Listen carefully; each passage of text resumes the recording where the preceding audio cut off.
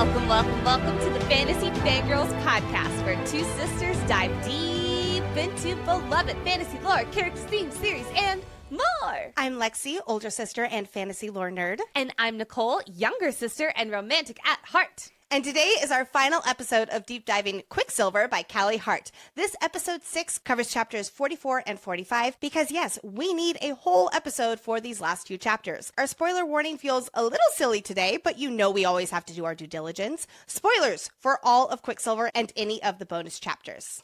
We are literally talking about the ending of this book. So if you clicked on this episode, you know what you're getting yourself into. But if there's a small chance, a teeny tiny little chance that you have not finished this book, then please go finish the book. We will be here when you're done. Next, we at Fantasy Fangirls are adults who say adult things about adult books. In other words, friends, this podcast is rated R. Fun fact, we have new merch that says this very line about how we are adults who say adult things about adult books. Honestly, we are unraveling the gods chapter today. I feel like the only reason we have the R rating today is because we need PhDs to comprehend whatever we're about to get into. So please be mindful of those little listening ears. Additionally, we are so excited to see what upcoming live events. We are hosting a Brimstone midnight release party with Tattered Cover and Book and Gather on November 17th in Denver, Colorado, which includes a live Q&A, so many fun activities, and of course, getting our books. Then, 'tis the season for an ACOTAR trivia holiday party at Novel Strand Brewing Company on December 12th, again in partnership with Book and Gather in Denver, Colorado. And on March 6th through 8th in Dallas, Texas, we will be podcast partners at the Dreamers and Readers Festival. Check out our website or the links below for more information to all of these events, including a promo code for Dreamers and Readers. In addition, welcome the Fantasy Fan Fellas to the Fantasy Fangirls Media Network. They're finally here! Our very own executive producer Hayden and Book Talk star Stephen Walker just launched a new podcast where every week they dive deep into Brandon Sanderson's Mistborn. But here's the twist. Hayden is an expert in Sanderson's Cosmere, and this is Stephen's first time reading. So each episode only includes spoilers up to the chapters that are covered on the episode. Episodes 1 and 2, plus a special bonus episode where the Fantasy Fan Fellas interview Pierce Brown, author of Red Rising, are all available on the Fantasy Fan Fellas feed. I am so jealous they got to interview Pierce. I know! Last thing before we jump into this final Quicksilver episode. If you love Fantasy Fangirls and want more events, more content, more community, and so much more, please check out Fantasy Fan Club. We have 3 membership tiers that you can join. Number 1, the Hive Mind, which includes access to our Boppin' Discord, live Q&As from Lexi and I, book club often featuring the authors themselves, like this month where we have Spell Shop's Sarah Beth Durst on with us. We're so excited. Community events like Quicksilver Trivia coming up this weekend, promo codes for live events, plus 20% off and access to exclusive merch. That is all for $6 a month. Or you can join the Spice Watchers, which includes everything from the Hive Mind, plus early access to ad-free episodes, our full episode outlines, which are great for Brimstone prep, and special voting privileges. That is for $10 a month. And last but not least, we have the Feral Fans, which includes everything from the previous 2 tiers. Plus more behind-the-scenes content, a welcome gift, giveaways, private Discord channel, and your name shouted out on the podcast. That is for $25 a month. Join the party at fantasyfangirls.com/fanclub. The link is also in the show notes. And really and truly, friends, thank you so much from the bottom of our hearts as we've turned this podcast into an absolute dream come true. It is literally all because of you. And now it is time to sit down for a chit-chat with Zareth, God of Chaos and Change. Would you say that he's here to spill the tea or not really? I feel like he's here to make the tea because literally he has a root in front of him that is capable of making some pretty intense tea. Fair enough. To start off every episode, Nicole does us the honor of summarizing this stretch of chapters. So gather round as we sing Loris Ballad to discuss what happens in chapters 44 through 45 of Quicksilver. Chapter 44. Pain cuts through Saris like a hot knife. Taladeus' venom might just save her life, but a voice calls to her, one she's never heard before. She agrees to an audience that the voice asks for. She's pulled through the air. there's no time to react. Down through the Quicksilver, her body's been hijacked. Cyrus wakes up in an unfamiliar place with tween gods all up in her face. But there's no time to play. The twins will have to wait, for their father needs to talk to Cyrus about their future and fate. The tree of life is dying of rot. It's spreading through the realm, leaving Zareth distraught. But huzzah! There's hope for them all! Cyrus is the alchemist the gods have viewed as their doll. Although there is just quite this catch. When her and Fisher collide, the rot strikes like a match. There is a way, though, for the universe to continue on. Cyrus just has to sever herself and be gone. She agrees to cut her thread of fate, turning into something new and returning to her mate. Chapter 45. Cyrus floats through the darkness of stars without weight, and it's only when a bird flutters by that she remembers her mate. She jolts out of bed and looks in the mirror. Her appearance is off, and gasp, oh dearer! Her skin, her eyes, her hair is the same, but her ears and teeth are sharp in the frame. She's half a vampire, but also half fae. She's something brand new that not even the healers can say. Now it's Carrion's turn to show and tell. His look is different, his human glamour saying farewell. He tells Cyrus of how he escaped from Finran to Orlena and how his childhood was shaped. Kingfisher arrives, much to Carrion's dismay, but it's not all sunshine and rainbows for what Fisher has to say. Cyrus isn't the only thing that's transformed. She's the new queen of Sanisroth, once the coronation's been performed. It is time to don our pendants and step through the Quicksilver to explore key insights, character analysis, lore, foreshadowing theories, and so much more. As we dive into this episode, let's quickly set the scene of where we left off. Cyrus is fatally injured from Malcolm gutting her, though she successfully did take his head off, and all of him burst into blue flame, so he's seemingly dead. Gilthry is no longer a magic torture maze and amphitheater. The lifeless dark magic was swept away with Malcolm's death. To save her life, the second most powerful vampire, Taladeus, has bitten Cyrus to turn her into a vampire as well, so that she has a chance at surviving this injury. So Cyrus is actively starting to turn into a vampire after being bit in this moment. Now that Malcolm's evil hold on this place is gone with his death, magic is back.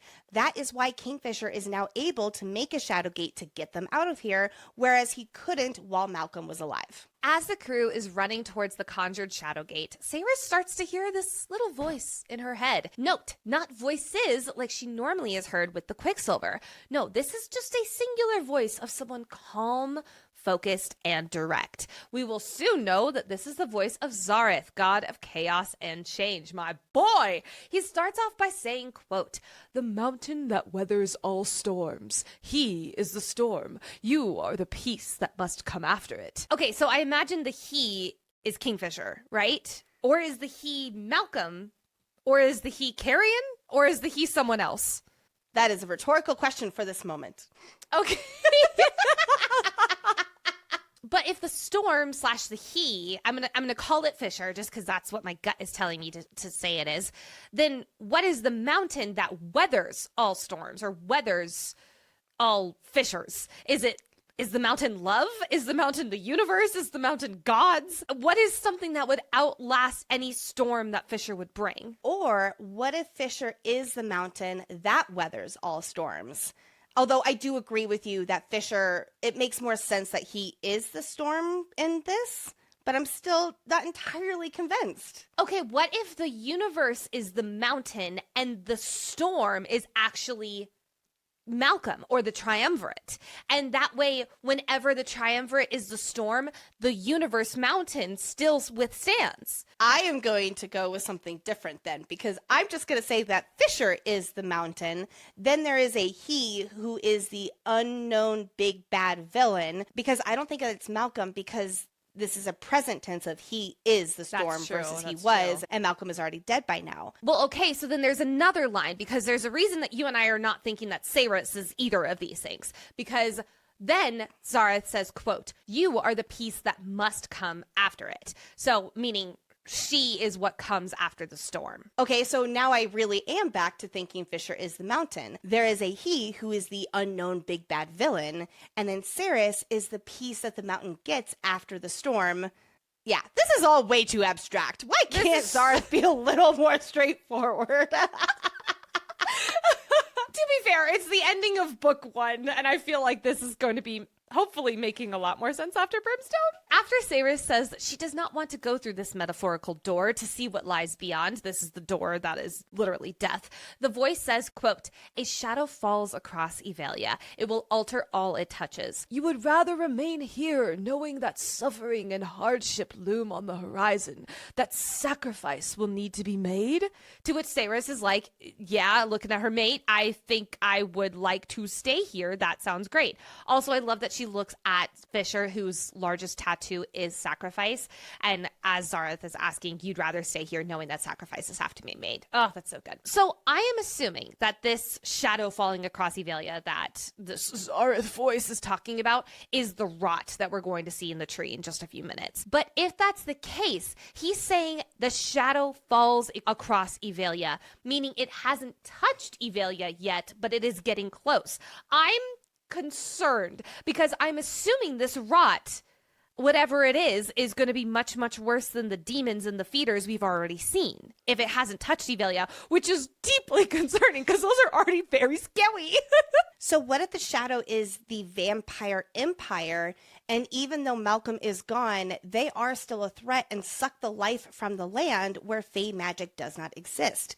I'm really leaning into this idea that the blood curse is connected to the shadow, that there's a bigger, scarier evil than Malcolm looming. Yes. And yes, it's heavily connected to what the rot represents, though not sure how it crosses realms with the blood curse and all of that. I will also say we know that there is one branch in particular that has a lot of rot on it in the tree that we'll be introduced to here soon. So what if this shadow, what if Yvelia is already getting a lot of rot on it, but Zareth is refusing to prune Yvelia because he needs the people in there? Maybe. I just assumed that Evalia was not a realm, Silverleaf realm, that has been touched by the rot yet.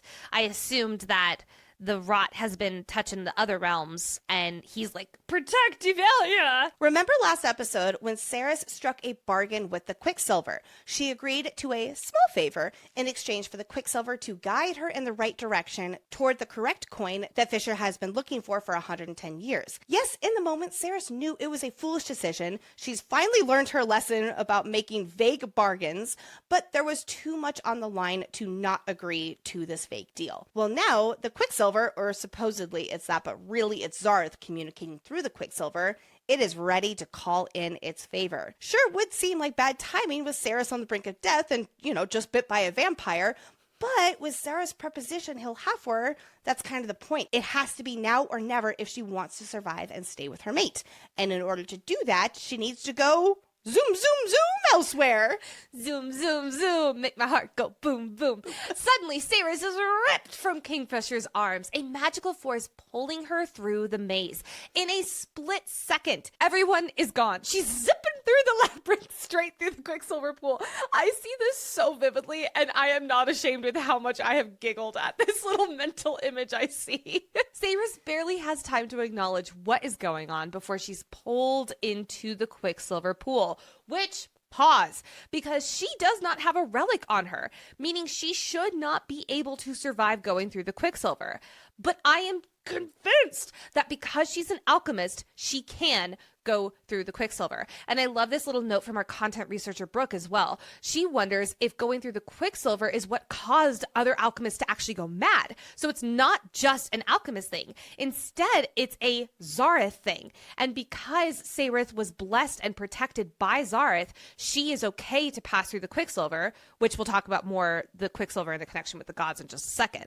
I loved that idea. I think that's brilliant. Really quick, though, because I want to imagine that you're Kingfisher and your mate, her stomach is open, just open for the world to see. She's in your arms. She's turning into a vampire before your very eyes. You just consented for her and you have no idea if she's going to hate you forever. And then she zippity doodahs out of your arms through the maze. And suddenly you're not even sure where she's going. You don't know where she's gone. You don't know if she just got called to Zareth. I feel so bad for him. Like, he must be panicking. After traveling through the Quicksilver, Saris wakes up in a very, very strange place. Buckle up, friends. It is time to deep dive the infamous scene with the gods. All right, gotta crack my knuckles. I know, right? First, let's describe where Saris has been brought. It's these gods, Corcoran. Did I say it right? Did I say it right? You did so good. Good, because I say it a lot this episode. Good. She's laying in a vast grassy field at the foot of a hill. On top of this hill is a gigantic, magnificent oak tree, which, as we'll soon learn, is the universe. More on this universe tree in a moment. Above them is a bright blue sky, and the sun is shining down. And Ceres even spots a singing bird. Bird watch. Always important to note when Sarah sees a bird because it seems to represent Fisher. However, I will say kingfisher birds don't sing like other birds. They have more of a rattling call. So while it seems fitting the bird here would be a kingfisher, if we're going off of kingfisher bird noises, it would not be accurate. Though I do think that this is the same bird. Though I do think this is the same bird she'll see as she floats back to her world, and that definitely seems to be a kingfisher despite the singing. I might just need to cross my name. I just need to put your bird lore away, is what you're saying. I do love that there's this moment where she like instinctively tries to reach for the bird. It's like even in the god world, she connects her mate with this bird and she like instinctively tries to reach for him. Like, oh, that's so sweet. It is in this world that we meet two twins, roughly 18 years old, or at least they look 19. They're dressed identically in loose gray dresses with no shoes, and their black wavy hair is flowing down to their waist. Pause real quick before I get into their eyes, because loose gray dresses I think are to represent Quicksilver, and then their long black hair, who does that remind you of?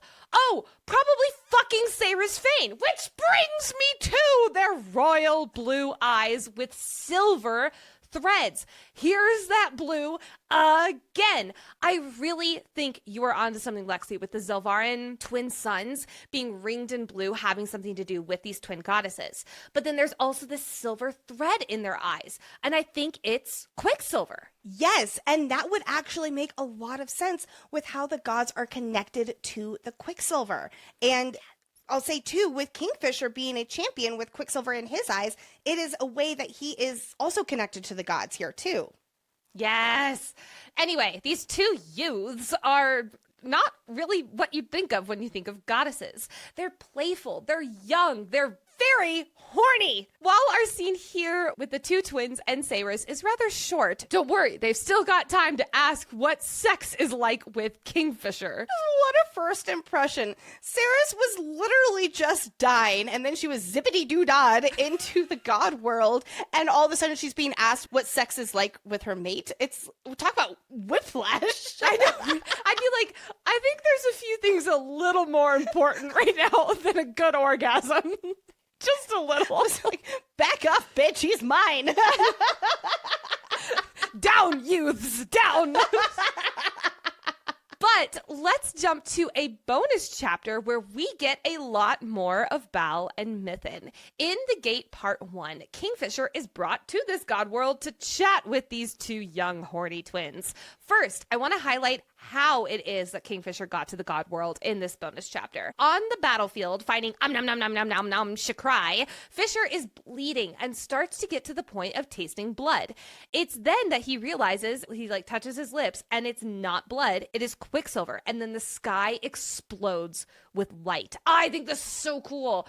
So I am assuming that in order to get to the god realm or the god world, one has to go through a pool of Quicksilver, much like you need to do for any realm. Maybe it is as simple as them needing to have the intention of, I want to go to the god realm, and then they go through the Quicksilver, like we do with any other Quicksilver pool, or the gods have to call them through the Quicksilver pool. Is that what you were going to say? That's what I think. Yes, absolutely. Yeah. I don't think that anybody could come to the god world if they are not brought there by one of the gods themselves. Yeah. If a god wants to call you to the god realm, though, they would need to have you somehow, some way go through a pool of Quicksilver, much like we see with Ceres. But because Kingfisher has Quicksilver within him, it's like the twins manipulated the Quicksilver so that it poured into him in order to call him to their god world. That's how I got it. That's how I interpret it too. And again, one more reason why maybe Zareth let Kingfisher live with the Quicksilver bound to him. The Quicksilver is a literal connection for Kingfisher to the god world in that way. Exactly. exactly. But as soon as Kingfisher gets to that hillside with the ladies, they are very much in playful mode. They try to convince Kingfisher that Bal is Mythen and Mythen is Bal. It's so funny that he sees right through it. He's like, I am not fucking with you right now. I was just fighting a dragon, assholes. I think it's also pretty notable that Fisher alone is able to tell who is who like that when no one else can. And also just clarifying here, what we're talking about here with Kingfisher going to the God world, this happened 400 years ago, and it happened in the Ajin Gate bonus chapter part 1. Yes, exactly. Yes. Really quickly with the Bal and Myth and stuff, this reminds me of when our grandpa, who is an identical twin, swapped with his twin brother on a date with their respective girlfriends, their future wives. But I'm pretty sure grandma saw right through that ruse. That's the way I remember it too, yes. And then Uncle Roy would take grandpa's math tests for him in college, and the professor could not understand how grandpa was so good at tests, but terrible in class otherwise. And yes, friends, their names were Roy and Troy, and they were the most adorable grandpas who would also like switch ties at parties when they were like 90 years old. Oh, R.I.P. We miss and love you both so much. We miss you both so much. Now for the most awkward transition in Fantasy Fangirls history. I do wonder what has these two twins, the Bal and Mythen. I want to be very clear, those are the twins I'm talking about. Why they're so hot for Kingfisher. I don't know, maybe Grandpa and I'm sorry, Grandpa!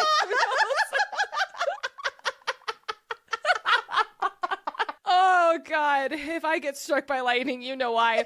Especially because when Mythen drags her finger to Fisher's blood-soaked mouth and then pops that finger into her own mouth, I feel so weird saying this right now. The young girl twin says that Kingfisher tastes like hope, fear, unmet potential, and love. Damn, girl, Jesus. Hope makes a lot of sense, given that this is pre-Maze Kingfisher. This is when he's filled with a lot of hope for the world. Fear also makes sense. He was just facing a giant dragon, and one of his friends just died. So yeah, that makes a lot of sense. Unmet potential, I wonder if that's because he hasn't gotten Nimmerel yet, or the romantic in me wonders if it's because he actually hasn't met Saris yet, and like together they would, you know, be their full potential. Which brings me to the wild card, love. This really surprises Kingfisher. He's like, why the fuck do you think I taste like love? That's weird. We don't really know a whole lot about Fisher's romantic life pre-Saris, only that he's fucked a lot in his 1,733 years. Honestly, I would hope so. Get it, my guy. But love is something that I don't think that Fisher's done a lot of, especially because when he has the conversation with Mirel, this is again in the bonus chapter, about the possibility of them having been able to have something more, he seems pretty closed off to the idea of letting someone into his life like that. So it makes sense that he's like, why are you saying I taste like love? That's very weird. I think it's because there's a future timeline playing out between Saris and Zareth right then. Yeah. And Fisher tasting of love is a reflection of this different timeline mating bond with Saris. So yes, the future, and that his love will have a big part to play in what's to come. Well, and we'll get into this in a second, but literally his love is standing on the other side of the hillside right there. Like, so it makes sense that they're like, oh, you taste like love. And he's like, why? But like literally the woman that he loves more than anything is right there. Oh, it's so good. I'm also curious about the twins' nickname for Fisher. Fierce Heart. It absolutely checks out. He has a big heart with all of his self-sacrifice and the way he will fiercely love Saris. Despite this not being Kingfisher's first or even second time here in the God world, this is the first time the gods have intervened for Fisher. Kind of beg to differ because of Zareth letting Fisher live when he was a boy and traveling through the Quicksilver without a relic. But anyway, the twin goddesses are doing this without their father's permission. He is distracted by his discussion with Saris off in the distance, which is a future timeline, while the twins are here in the past with Fisher. Oh, do you think the twins help Fisher here in this past timeline because Saris has just arrived in the future? And they know he has to survive in the future timeline, so he needs their help in the past timeline because Fisher and Saris will have the opportunity to save the universe once when they are severed from Zareth. So the twins here want to give Fisher Nimmerel to help his future self. And maybe it's also because, you know, he's on their horny minds after they asked Saris about sex with him. So they're like, oh, let's go see what he's up to. Oh dear, he needs our help. I love that. Oh my God. Well, that makes so much sense why here's a sentence I never thought I'd say. It makes so much sense why their first question to Sayrus is about sex. And then they're like super horny and all ready for Kingfisher. It's like they're already primed up and ready for when he comes over. Overlapping timelines aside, do not worry, we will still get more into that here shortly. The twin goddesses of the sky have brought Fisher here to heal his wounds and, importantly, to gift him a godsword. This bonus chapter is when he gets Nimmerel. The twins give this ancient blade to Fisher in this god world. They say it has been waiting millennia for him. This right here is why I assume Nimmerel has magic within it when none of the other godswords have until Ceres arrives 400 years later. Because it was gifted to Fisher directly from the gods. Well, and also it's gifted to him from two twin goddesses. And Morel, who died and her spirit is in the sword, is a twin. And I just love that twin connection. All right, friends, you know we are not done talking about these overlapping timelines because in this bonus chapter, the moment that made me go is that Fisher gets a scent from something on the hillside breeze. It smells like lilies and sugar and light and laughter and smoke. And in the distance, remember, this is 400 years before the events that we're actually talking about this episode. In the distance, on a hill, Kingfisher sees a woman talking to Zareth, and her smell changes everything for him. Hello, Sayrus in our current timeline. I don't think he knows in this moment that that is the woman that his mother drew because of that moment that he realizes it in the maze, which is a different bonus chapter. But I do think an innate part of him knows that this is his mate. It is so sweet that he's like, she's hurt. I need to go help her. It's like he can't get to her. And it's just so I love him so much. But the twins will not let him get to her. After all, this is the past, and that, dear Fisher, is the future. So here we have every deep diver's greatest fear: multiple timelines. Oh God, I can't wait. We have to keep in mind, this was dropped in a bonus chapter. So I think that this idea of multiple timelines will be officially introduced in the story, perhaps in Brimstone. I know in chapter 44, Zareth teases it, but here in this bonus chapter, we see it actually on the page.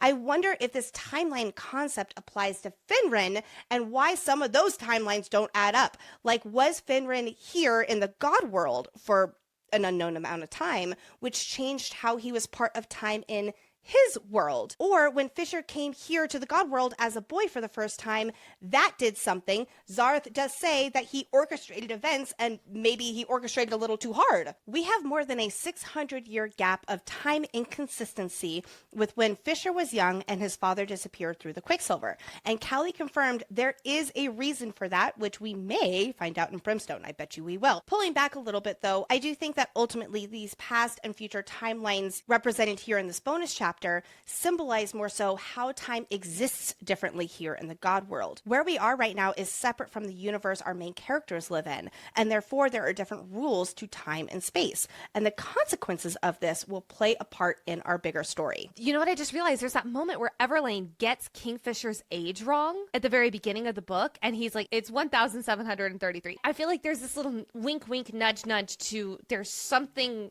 happening with Kingfisher's timeline. And Callie has very specifically put people's ages into this. Yes. She did not have to do that. We have real timestamps, and she has this very well plotted out. So that is not a mistake. She confirmed it is not a mistake. We did not ask if it was a mistake, though. No, we were very careful with our question. Back to these two goddesses in our current timeline. These two gals do say something rather interesting to Sayrus in the scene before we move to Zareth. Quote, "We've been waiting an eon for him to gift us with our own playmate, but thus far, no other of our kind has braved the journey to visit our Corcoran." First off, Zareth is quite the strict dad. I understand not dating until you're 18, but an eon?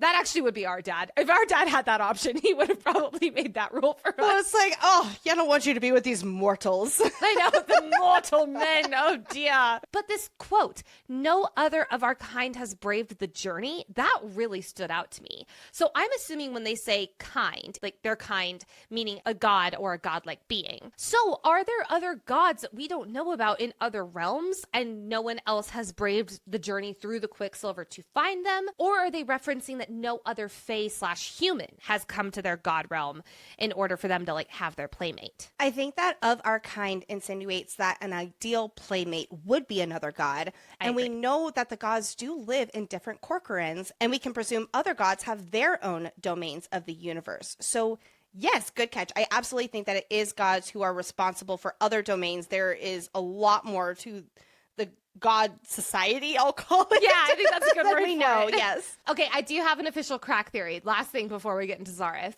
What if Carrion ends up with the two goddesses? Oh, that's canon to me. Well, then at one point, they're like, oh, Fisher's the second most handsomest person we've ever seen. What if the first most handsomest is Carrion? Oh, I like that. I like that a lot. Anyway, after Saris's meeting with Bal and Mithrin, they take her to meet their father, aka Zareth, god of chaos and change. Saris is instantly transported from the field to on top of the hill underneath the branches of this massive oak tree with silver leaves. The tree has streams of quicksilver running down its bark like sap. Ooh! At the base, its roots are surrounded by a growing 8-foot wide moat of pure quicksilver. I wonder if this is symbolic of how quicksilver is so ingrained in the universe, and that's why it's leaking out like sap. Or is this more literal, where the quicksilver is literally leaving the universe to then be eventually recycled back into it? I think about those weather charts that we saw when we were younger, with the rivers being evaporated and then the rain clouds coming down, and then it's all the big circle of environmental life. I pictured exactly what you were talking about less than halfway through that sentence. The fact that you brought up biology class was not on my list today. Well, in college, I took a weather class because it counted as a science class, and I am so bad at science, and I really shot myself in the foot when I took a black holes class because I thought it would be interesting, and it was the hardest class I've ever taken. So then next semester, I was like, I'm doing weather. You went to the #1 aerospace engineering school in the entire world. You were not an aerospace engineering major. Let me be very clear. I was a journalism major whose degree was literally canceled the year after I left. And yet somehow I still found myself in media. There you go.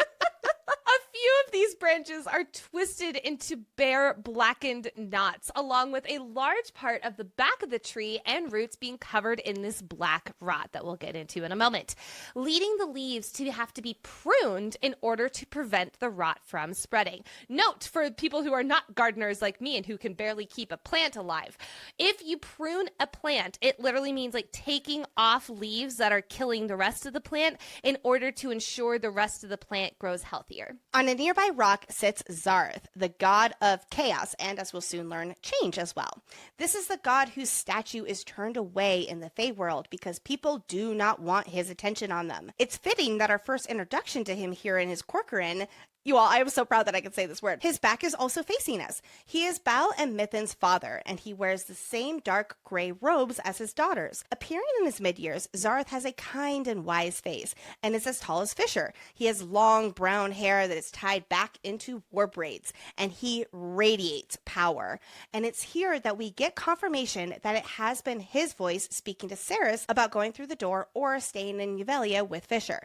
Saris even wonders if this is who she's been talking to through the Quicksilver for a long time, like we have discussed a lot here on the podcast. We think that the Quicksilver is a bridge between the gods and the world, though the Quicksilver has its own sentience too. So I think that Saris is partially right here, where it's not Zareth channeling through the Quicksilver the entire time per se, but he is still puppeteering events and things like that. Is that how you would take it? Yeah, I think the only time that he himself was speaking through the Quicksilver was in the maze just a moment ago. I do not think that he was the one talking to her this whole time. She's had enough conversations with the Quicksilver, with the many, many voices of the Quicksilver, to have a recollection of, oh, this is the guy I've been speaking to the entire time. She doesn't say that. She says just this amount of time. Zareth tells Cyrus that he's been spending a great deal of time watching the threads of the universe. What a god of fate there.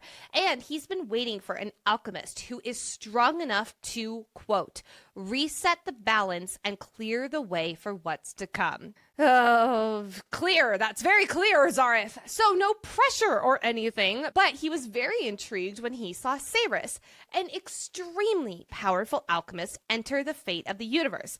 Long story short, he's been waiting for her.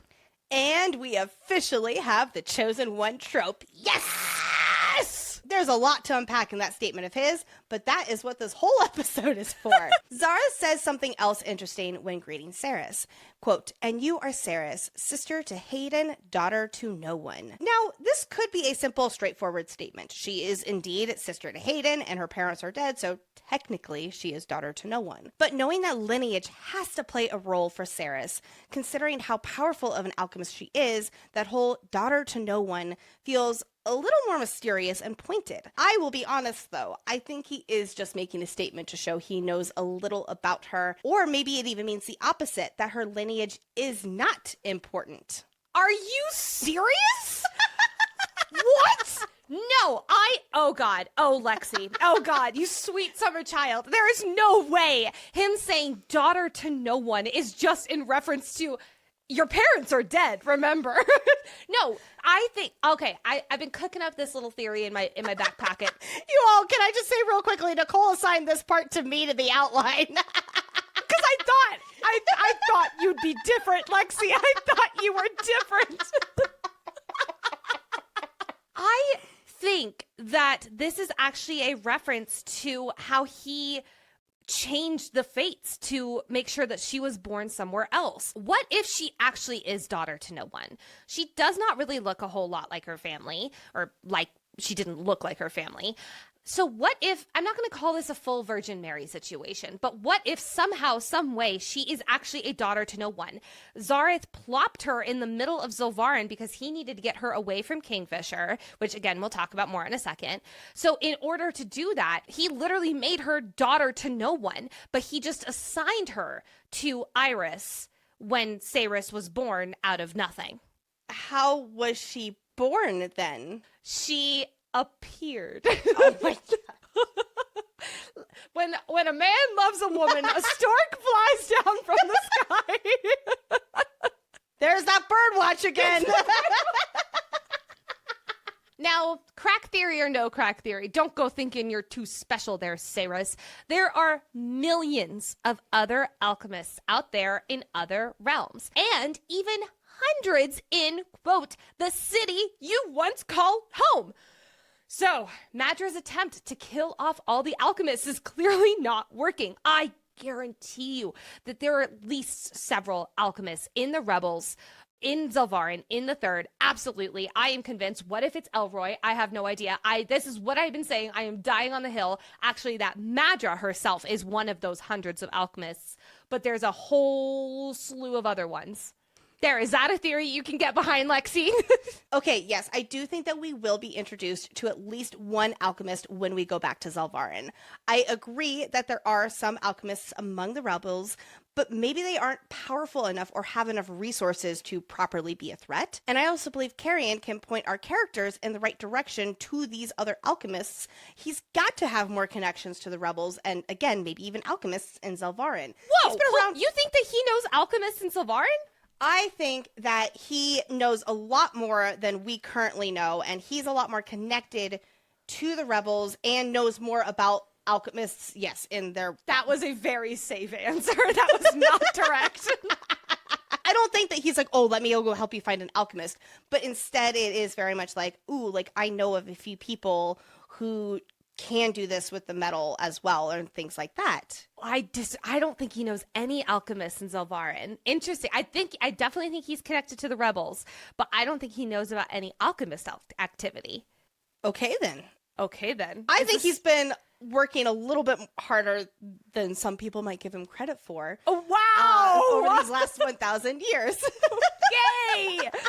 Fine, Lexi, keep going! I think we're both in agreement here that Ceres will have a mentor at some point, probably introduced in Brimstone. Do you agree I don't with that, know. Nicole? I don't believe we are aligned on anything anymore. Yes, I do believe that. I do think that will happen.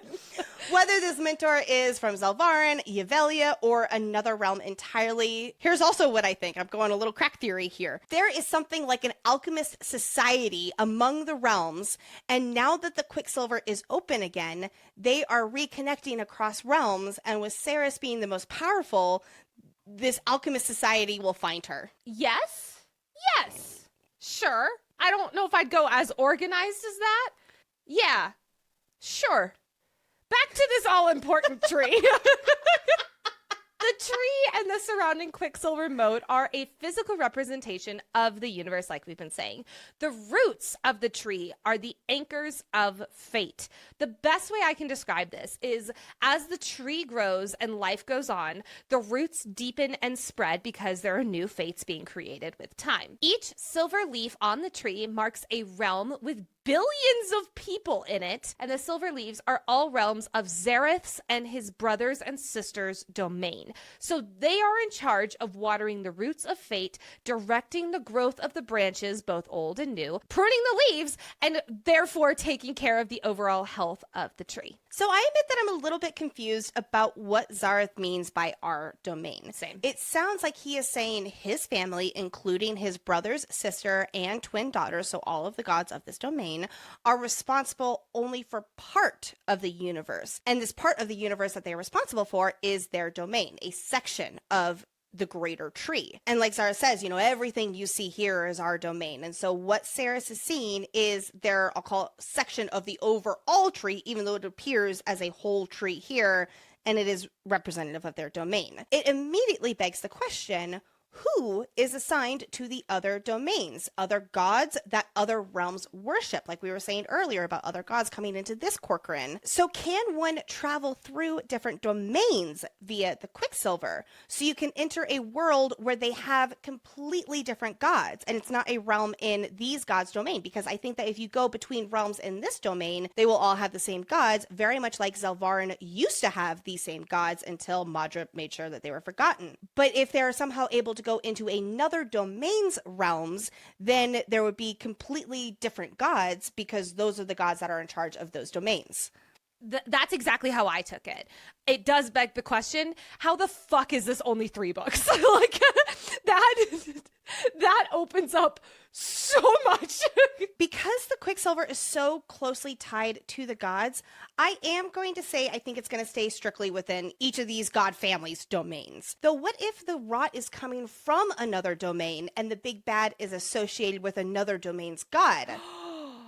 Ooh.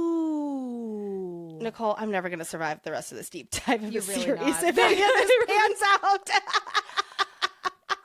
I could absolutely see that, because I feel it in my bones that this rot that is spreading through the tree, the shadow that is falling over Yvelia, is more powerful, more intense than the Triumvirate, than Malcolm. Malcolm was the stage 1 big bad. We've got now the biggest bad, which I feel like a god would make a lot of sense for that. So I'm actually kind of here for this. It could be a god in this domain, but I'm leaning toward it being another one, which again begs the question, how the fuck is this only going to be 3 books? Well, I mean, I guess 3 books with spin-off series, but like, still. I'm still convinced that the rot is from the blood curse, but I'm going to get to that shortly. Okay, well, let's talk about this rot spreading through his domain and the tree.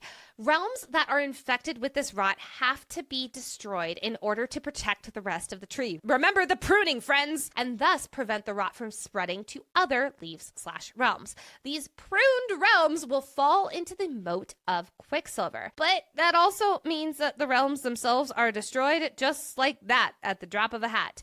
And while this is extremely doomsday for us and for Ceres, I am also really curious how this would work. These are dark thoughts, Nicole. Like, what would happen in the realm? Like, just a wave of Quicksilver pour over them, killing them instantly? Do they drop dead out of nowhere? Does, like, the sky explode into light and then suddenly everyone's dead? Like, they're dinosaurs during the extinction with the meteorites? Like, what happened? Yes. Boom. I was wondering the same thing, if that makes you feel better. Okay, that does make me feel a lot better.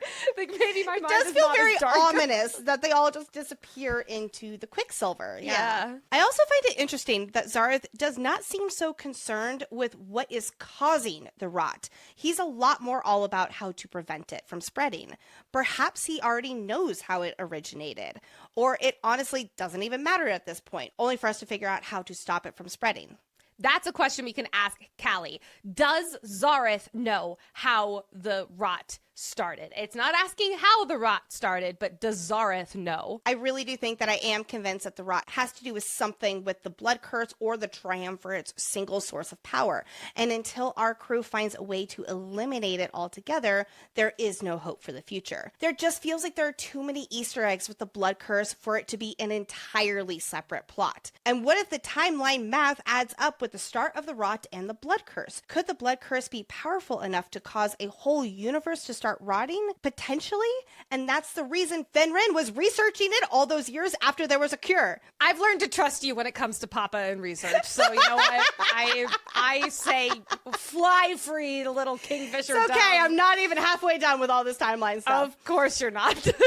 Like we were saying, maybe the rot could be coming from a different domain and another god is the culprit, or one of Zareth's siblings is the cause of it for their own gain somehow, some way. I could definitely see it being like a god who bestowed the curse. It's kind of a chicken or the egg situation, and I think that this is a chicken.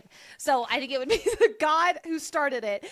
Then the egg is the curse that came about, and then the rot is what occurred on the tree because of the curse. So how does Ruick Dianthus fall into all of that? Because he was the one who technically started the blood curse, or it was his blood that started it. What color are Carrion's eyes? Oh, blue. Blue. What do we associate with blue right now? Gods. Yeah. So what if he was touched by the gods or manipulated by the gods somehow to be the kickstart of this curse from this evil god who is the chicken? And that is why he was so set on getting the cure to it. And Yes! Fenrir is trying to figure out the bigger source of it. I think we're onto something here. Watch us be so... I barely even know what we're on to right now.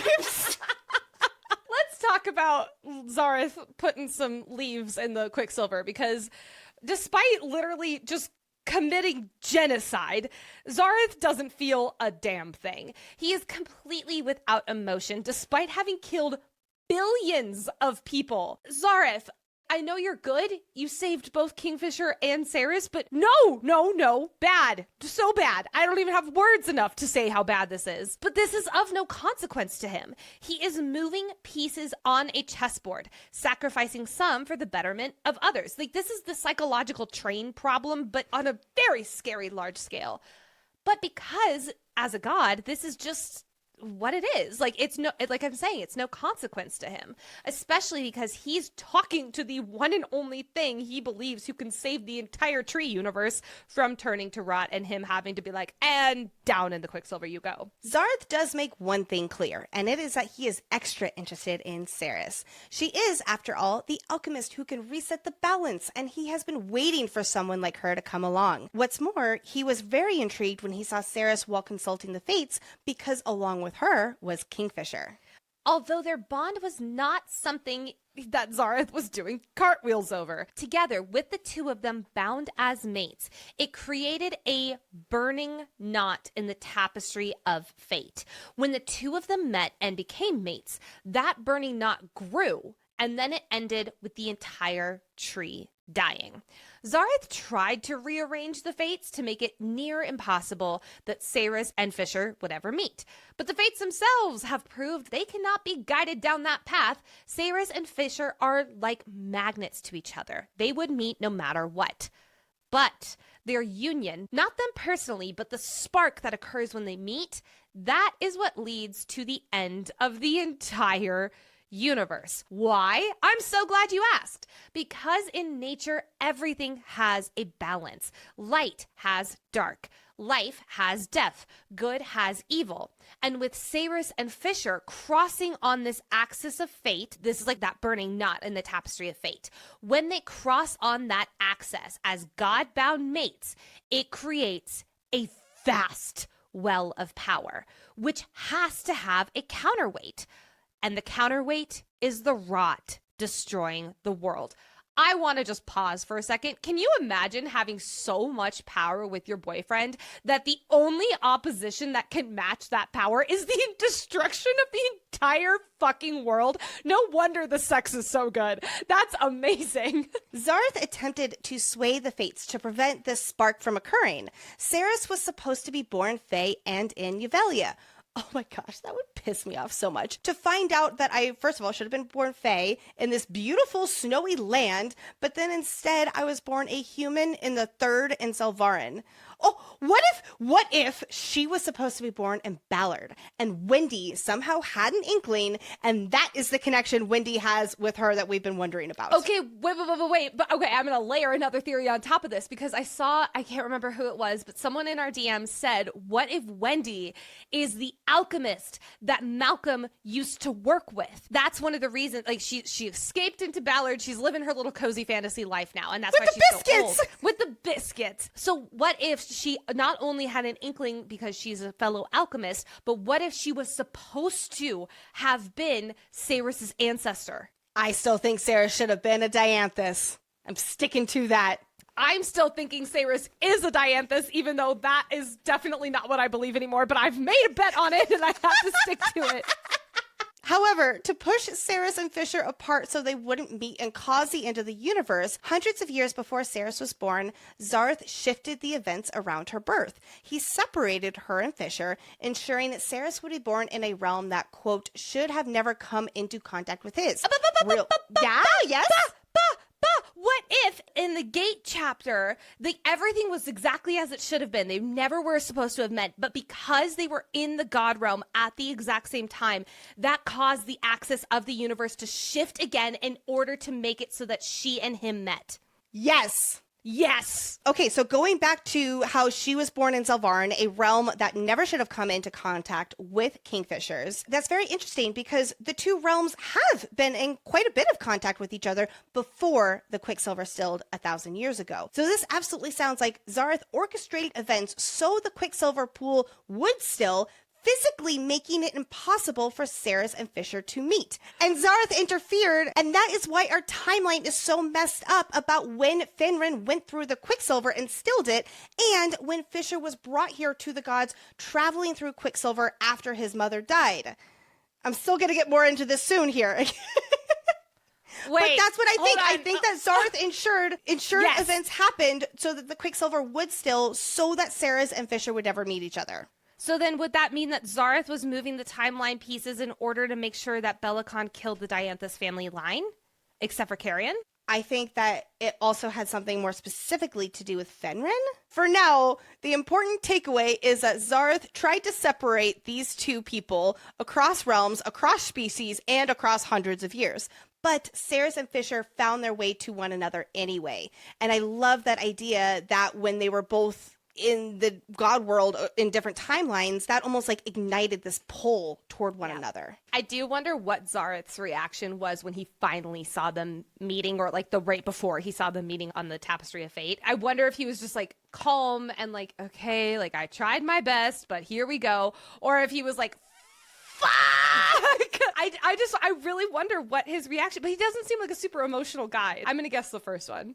I am so hung up on the fact that Ceres and Fisher meeting causes a spark that leads to the collapse of most of the world. I think the two of them igniting this spark might also actually be the reason magic is back the way that it is. Yes, it is Ceres, but it's also these two together. And perhaps the magic that they are combined can either stop or continue spreading the rot. Now, this does not mean that it's the end of the world, the end. With Zareth's meddling, he found outcomes that led to the end of the world, yes, but he also found some that were uncertain, basically where he could not see the way that the fates played out. So there's a little bit of hope.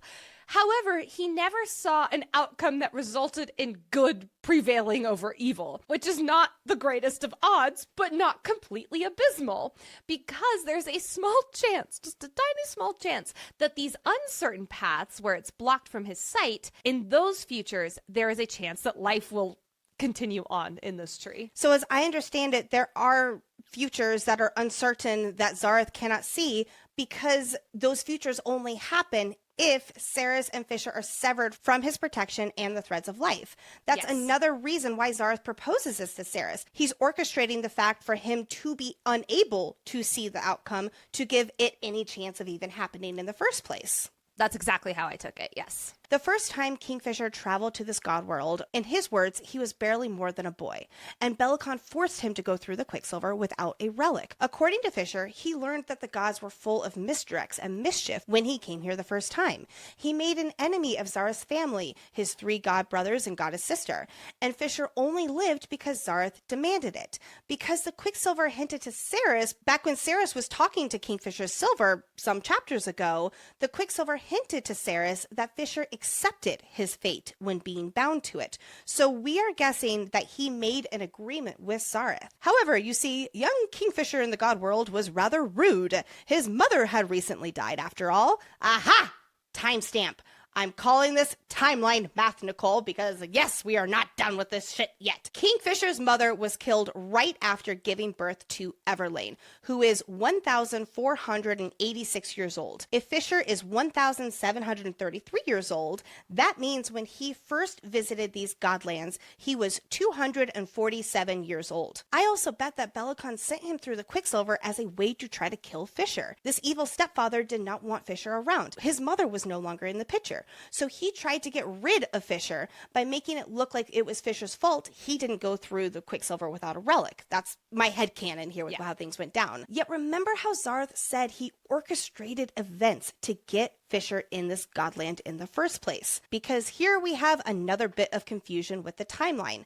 Finrin, Fisher's father, disappears through the Quicksilver, never to be seen again. The Quicksilver stills from Zelvarin, and Bellicon blames Finrin for stilling the Quicksilver portals throughout the universe. Okay, so we have 2 different timestamps here. One timestamp we have is from the UK bonus chapter, Carrion stating his age and how long Madra has been in power. That is just over 1,000 years. But the other timestamp we have is Finrin leaving and Bellicon claiming him a traitor, and then, as the king, Bellicon forced Fisher's mother to marry him. That was more than 1,700 years ago. What I'm getting at is the Quicksilver stilled before Fisher's mother died. It stilled before she married Bellicon. So Fisher should not have been able, literally physically able, to go through any Quicksilver in the first place under Bellicon's rule. And with all of these mentions that Fisher was barely more than a child and a young boy, it doesn't seem like he would be 247 years old. So what if he was actually younger, like 10 when he came here, but it was somehow in a different timeline because the Quicksilver had not been stilled yet, and Zar's meddling with these events have fudged the timeline. You all, I am convinced that we are working with 2 separate timelines here. There is a 600 plus year gap and events that have very clearly happened that should not be able to happen according to other events in that same timeline. So correct me if I'm wrong. One of the timelines is heavily associated with Evelia. One of the timelines is heavily associated with Zelvarin. I'm going back to this idea that what if in one realm time moves slower than it does in the other? So this would be Zelvarin in that case. Zelvarin would move slower than it does in Evelia, which would mean that when Kingfisher and Carrion go over to Evelia next book, they would be well in time for even light ceremonies. They would, like, not as much time would have passed since Ceres left, while X amount of time has passed in Evelia / Sanisroth. While I do love that idea how time does work differently, I will argue that when Kingfisher did go through the Quicksilver to go get Hayden, but actually got Carrion, that timeline did seem to add up with how long Ceres had been gone. True. Okay, and then as far as I know, separate from these timelines, 700 years ago from our current story, Fisher came here to this god world again because Zareth had a proposition for him. How do we know it was 700 years ago? Because his bonus chapter was 400 years ago, and in his bonus chapter, he said he came here for the second time 300 years ago. So 700 years ago for our story. And when he did come here for the second time, Zareth had a proposition for Fisher, and Fisher rejected this proposition. What was it, though? Did it have something to do with Fisher and a future God-bound mate saving the world? And when Fisher rejected it, that's when Zareth moved the pieces on the board to separate him and Saris? I don't think so, because Zareth would not have wanted Fisher and Saris to have met. I don't think so. See, this is when I thought that it was the champion. Yes, so you think that the second time is when Zareth dubbed Kingfisher his champion, but then only in maybe Kingfisher's perspective, he rejected it. I could see Kingfisher thinking he rejected it and Zareth being like, but I'm a god. So. Yeah. I've always assumed that Zareth made Fisher his champion when he was a boy, the first time he traveled here, when he agreed to let the Quicksilver bind to him. Oh, see, I could see that being I will call in a favor someday, and you're going to have to obey. Maybe.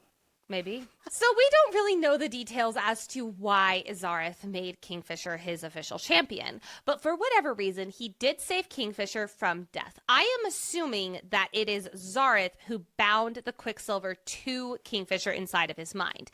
Yes. As the Quicksilver says when Saris is talking to it in Kingfisher's mind, it is a weapon. They are him and he is them. The Quicksilver cannot leave, or else all, meaning Fisher and all the Quicksilver, will die. So when Zareth saw Saris in the Threads of Fate, he was intrigued by how Kingfisher was with her. So that is when he orchestrated for Fisher to come here when he was young, because Fisher was key in these uncertainty paths.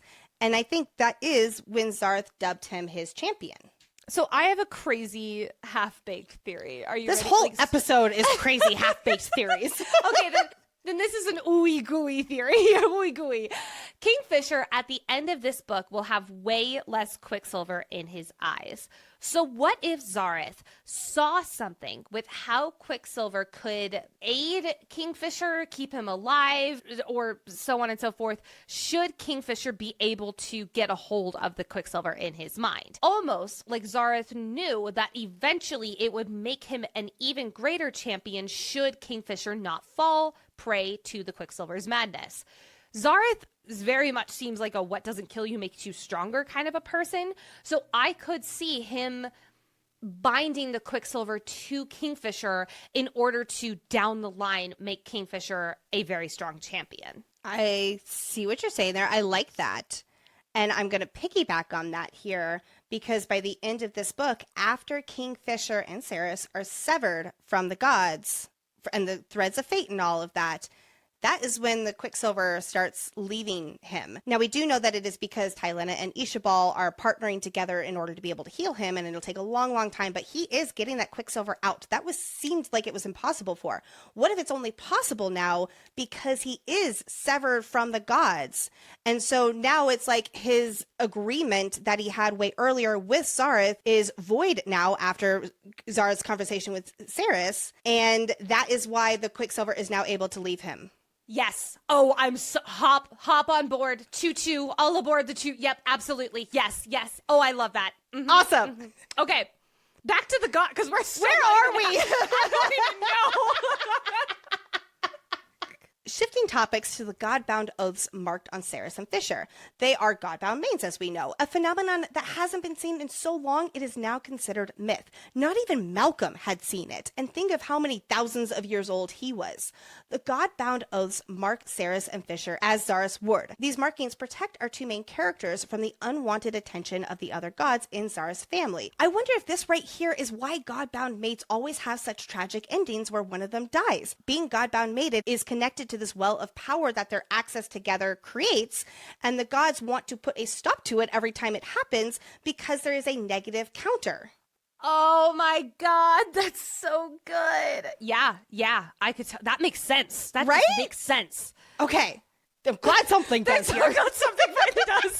So I'm guessing that when Saris and Fisher found their way to each other and caused the spark, this was Zareth's way of doing damage control to protect them. Saris will reflect in the next chapter how she, and by proxy Fisher, are Zareth's wards now. So as I understand it, these two are severed from the Threads of Fate. They are on their own when it comes to intervention, but that doesn't sever them from the god of chaos himself. Only the connection to the fate tapestry or ability to move the pieces on the board. So I see this as the internal connection between Saris and Fisher and Zareth are still there. That's why they still have the godbound marks that bind them as his wards. But the external connection is now gone, where he could intervene or see what the fate has in store. They're not even on the board anymore for him to move their pieces around. The other gods are far less patient / wanting to be optimistic.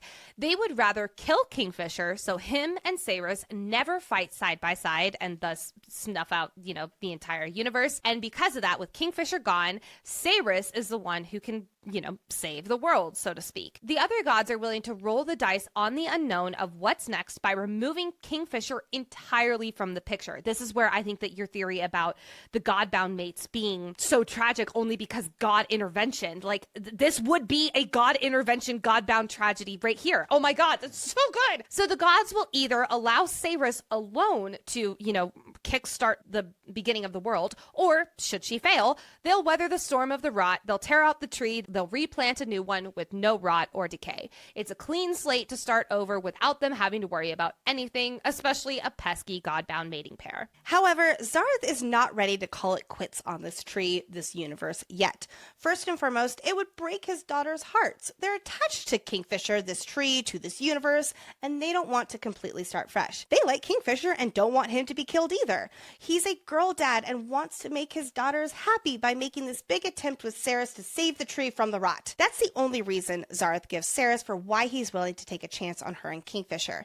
But I think as the god of chaos and change, he's also driven by his pride. Zareth has been waiting for Ceres to come along. He's intrigued by how Ceres and Fisher's fates keep pulling toward each other despite his interference. And as terrifying as them together is, Zareth seems curious and fascinated by these two and the energy that they draw together. These two's union may have sparked doom, but their union is also the only common factor in any uncertain scenarios. So if there is a chance at saving the future, it's these two fighting side by side as godbound mates. Basically, this god of chaos wants to see what happens between this most powerful alchemist and his champion. Okay, so with all of this info, what does this mean for Ceres? At the end of the day, she has a choice. Number one, continue into the beyond and leave this world, say goodbye, not have to deal with any of the stress or the pressure of the world ending.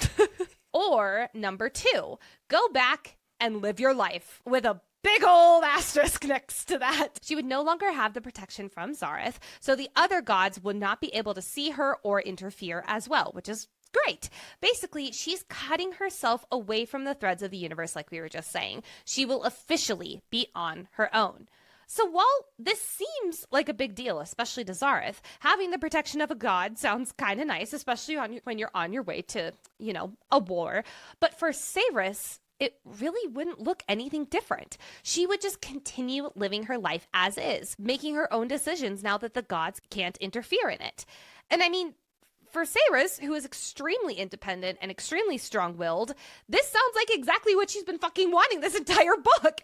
So my guess is, if she's on the brink of death again, she won't be able to have I'll call it the phone a friend / phone a god moment where he swoops in and saves her. Or, for example, should a horde of feeders be headed their way and the gods maybe had the power to stop it, they wouldn't be able to. That's how I understand it. They will have no way to interfere with fate or any events that affect them or timelines that do either. Timelines! There's that word again that Zareth just says. Just say it. This does bring me to a question, though. If it is just Ceres and Kingfisher who is cut off from this tapestry, what if she's with, Lorith, who's not cut off from the threads of the universe? Would the gods still be able to interfere in scenarios that involve Lorith? So let's say she's on a battlefield, Lorith and Renfis on either sides of her. There's a horde of feeders heading their way. The gods might have had the ability to change the events, but because she's there, can they not? I think that's how it works. It really depends on how much the outcome impacts Ceres' future. That makes sense. That does make sense. Sort of. But all of this comes down to one line that fully sways Ceres. Zareth asks her, does she want her mate to die? And when she says, no, fuck you, of course not, he tells her, this is how you save Kingfisher. And why would Fisher die if Ceres doesn't agree to this? Because the other gods really don't like Fisher.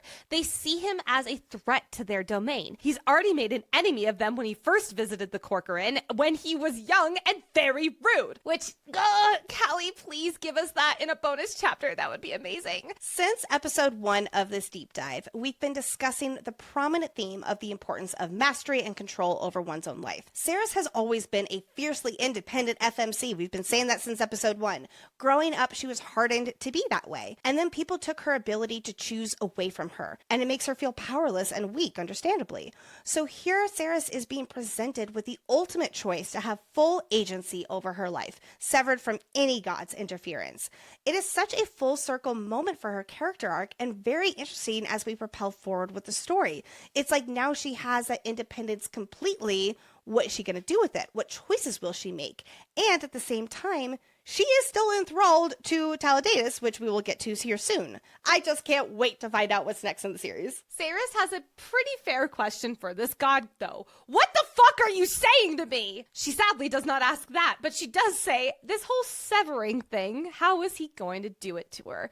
By making her into something completely new, something that the universe has never even seen before. And just by making that happen, the universe/fate will not be able to focus on it solely because it does not recognize it as part of the universe. This is so fucking cool. Props to Callie for creating this. My brain hurts. We will soon find out that this means she will officially be half fae and half vampire, something that has never been seen before. I'm guessing because vampire and fae have never successfully procreated. Or perhaps only a god can create her. I think that's where my mind was going. I also wonder if becoming half fae makes Ceres more in touch with her alchemist magic. Like now as a fae, she'll be more capable of channeling her powers that she already has within her. Question. Does Zareth ever say, I will make you into something the universe never has seen before, and that will be half fae, half vampire? Or does he just say the first part of that sentence?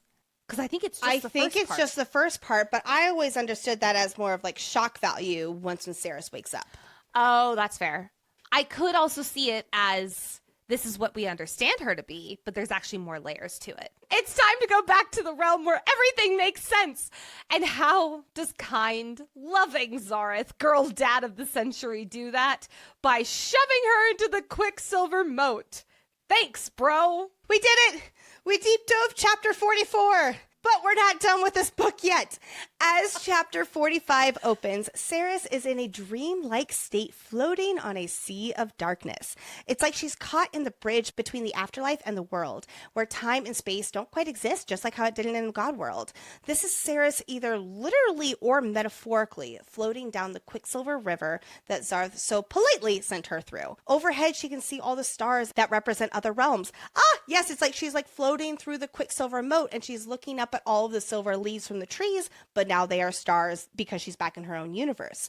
And she feels civilizations rise and fall, like the civilizations of the realms that fall into the Quicksilver moat. It's like she's floating in limbo, being made anew as she is returned to her home, to her mate. I have a theory.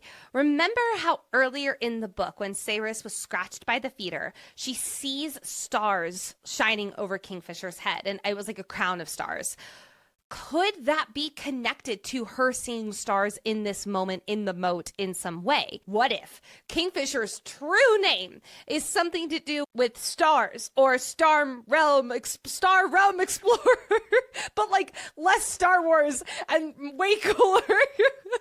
And like we were mentioning way earlier in this episode, we have to wonder if this dreamlike state's observation of a bird is the same bird that Ceres had seen in the God world. Let's talk about this bird real quick, because yes, I absolutely think it's the same bird from the Corcoran, and it's the same bird that is on her via the tattoo.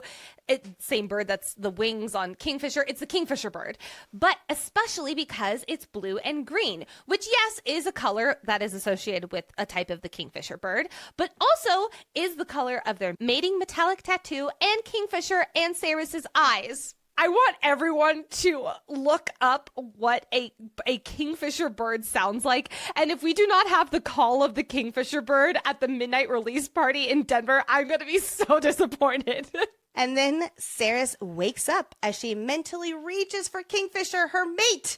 She's confused about how she's wound up in a bed, and she definitely is not feeling so good right now, soaked with sweat and emptying her stomach. Apparently, there's a name for that part of the recovery after turning vampire, the Great Purge. When Ceres sees herself in the mirror, she is initially worried that she would not recognize the person that she would see because she knows she's something different, and Taladeus is looking at her with very much that inclination. She has, though, the same eyes, the same eye color, the same hair, the same mating marks. Yay, it stays the same. She has some new bags under her eyes, but that's to be expected given, everything that she's gone through. But when she turns her head to the side, the first change is obvious. The tips of her ears are pointed and poking through her hair. Then when she opens her mouth, the biggest change of them all is noticeable. Her canines are now long and sharp. You know what they say about long and sharp canines, Lexi. But she's not just a vampire. She's half vampire, half fae, which according to Taladeus, they don't really know a whole lot about what that's going to mean for her. What traits is she going to pick up from each species? All they know is that she is no longer human, which becomes painfully obvious when Ceres opens the curtains and light burns her eyes. But she does have this strange burn in the back of her nose when she breathes in. She actually mentions it twice. So do you think that this is a vampire thirst thing or a nod to fae smells and how they're extra powerful now? I assumed it was a fae thing and how it smells wrong here, but I love the idea that it's both of her different senses almost like competing with one another. Oh, I love that. Oh my God. Okay, new excitement for Brimstone unlocked. I cannot wait to see what changes Ceres has and how they will affect her, because I have a feeling this is going to be a whole nother layer of a mystery that's going to come about as we go throughout the series. Well, I think a great example is, and some of our Discord members have actually asked about this, is that vampires cannot touch silver. And Kingfisher has quite a bit of silver on him to protect himself from the vampires. But I do think that Ceres will be able to still maybe touch silver, and then vice versa. Iron affects fae, and Kingfisher has had to literally train himself to be more susceptible to iron, as we learned in his Ashen Gate bonus chapter. So what if the two weaknesses cancel each other out? And Ceres, this feels like a very FMC thing, she can touch both iron and silver because she's not technically either one of those species. But that could be one example of how her two different sides really do create something entirely new. And again, I do think that this is going to unlock a lot of her magical potential as well as she's becoming a magical creature. Side note here on Ceres now looking fae, Fisher's mother did draw Ceres correctly. As we discussed last episode, Taladeus played a central role in Ceres' newfound condition. As the second most powerful vampire, only second to Malcolm, Taladeus also has the ability to enthrall someone and turn them into a vampire with only one bite. So he did just that to Ceres. And with that one bite, and her then biting and drinking from him, they solidified the transformation. It seems to be a pretty big deal that Taladeus is this powerful. He would have been a big threat to Malcolm, so he pretended to be weaker and never allowed Malcolm to find out just how strong he truly was. I think Tal is going to be a big character moving forward in the story, and he might be one of those is he good or is he bad characters that we don't know if we can trust, which I always love for a good deep dive. Literally the fact that he has already been playing both sides. He pretended to be weaker than he actually is means that he could still be pretending to be weaker than he actually is. There is no ceiling to if this guy could be good or could be bad. Was he just pretending with Malcolm, or is he also pretending with Kingfisher and Ceres now? I don't know. But because Ceres is technically enthralled by the vampire standard, we could see this having some major political ramifications. If Taladeus is able to control Ceres and she is the queen, that doesn't really look so good for the kingdom because who's really in charge here? Also, would she have agency over her own life? That's a huge thing for Ceres. But now, being at someone else's mercy, if she is enthralled to Taladeus, that would really suck for our girl. But will Taladeus not use this extra, he calls himself a sire, will he not use this extra sire power over her because he's a good guy? Or because she's something entirely new, is she not even enthralled to begin with? That is something I could see is because she's Fae.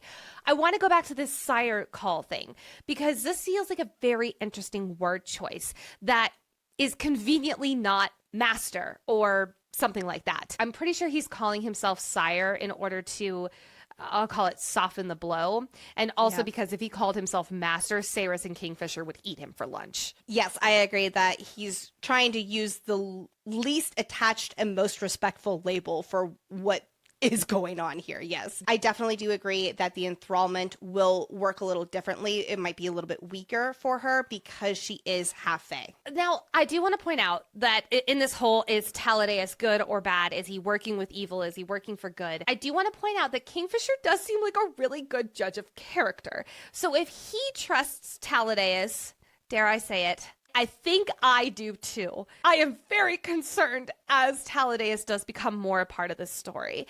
I could absolutely see him being a political mentor for Saris next book. I really feel like that's going to be a huge part of his role. And am I the only one who does feel like there's a little bit of disconnect? There's some discourse when Saris wakes up and it's only Tal. I feel like that's rather odd.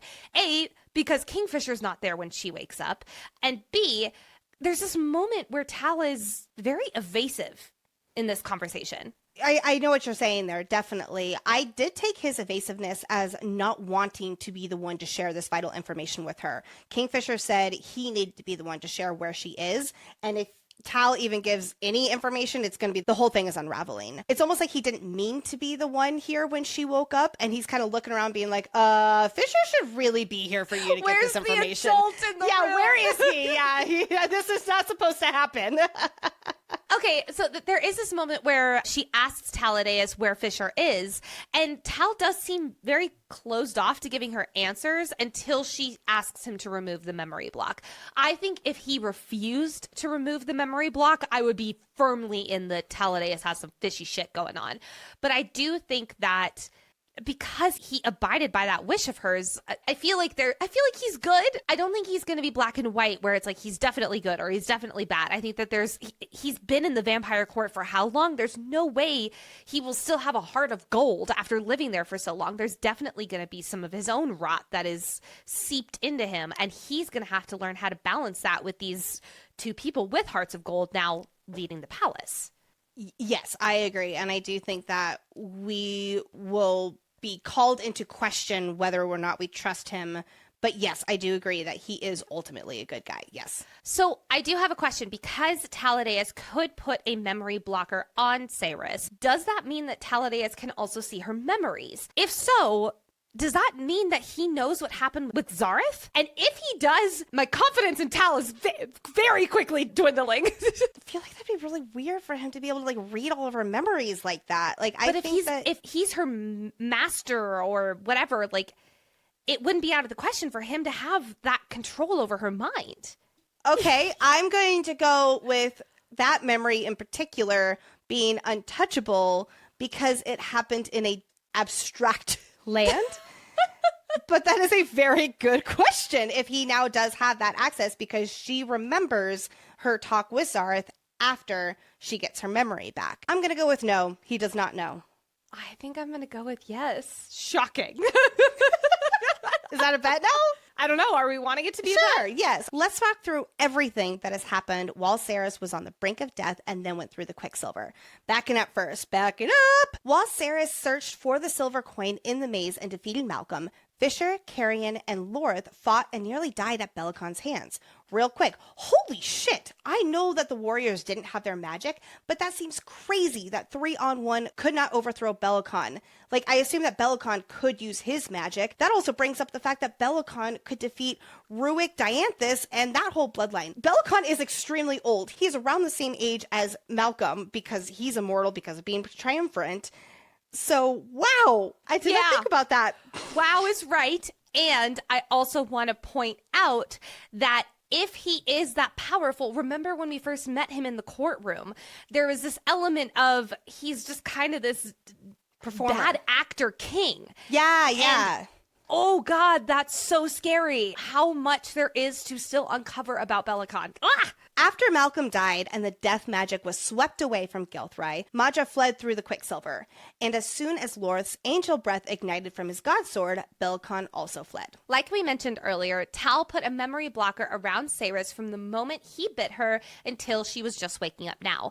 But it wasn't for ill intention, or at least it doesn't seem that way. I don't trust anything when it comes to Taladeus. You don't trust Everlane. I don't trust Everlane. I barely trust Kingfisher and Lorith and Carrion. I don't trust people easily. Transitioning is extremely traumatic. It's quite painful. You do things that sometimes vampire lords really wish they didn't remember, like Taladeus. But this is Saris. She needs to know everything and be in control of her life, so she demands to remove the memory blocker. When her memory is returned to her, Saris recalls the bite from Taladeus, Fisher carrying her through the Shadow Gate until she went zoom, zoom, zoom to the Quicksilver pool. Now she remembers the conversation with Zareth, Fisher pulling her out of the Quicksilver while Fisher and Carrion argued. I can't wait for these two. The banter. Then Saris laid in this bed for 3 days in the worst pain imaginable. Lorith would sit by her bedside and play the lute and sing. I just love him so much. Then she bit Taladeus on his neck because if she did not bite him back, then she would have turned into a feeder after those 3 days. Because she drank her biter's blood, the transition process was completed, and Saris turned into a vampire, or in her case, half fae, half vampire, after her conversation with Zareth coming out of the Quicksilver pool. I know we sound like a broken record with all this about the process of transitioning and about vampire bites and enthrallments, but that is because we strongly assume it'll play a big role heading into Brimstone with Saris now Queen of the Vampires and enthralled by someone. It feels like it might be a big deal, a political risk, and having to put a lot of blind trust into a character Fisher might know well, but we readers don't.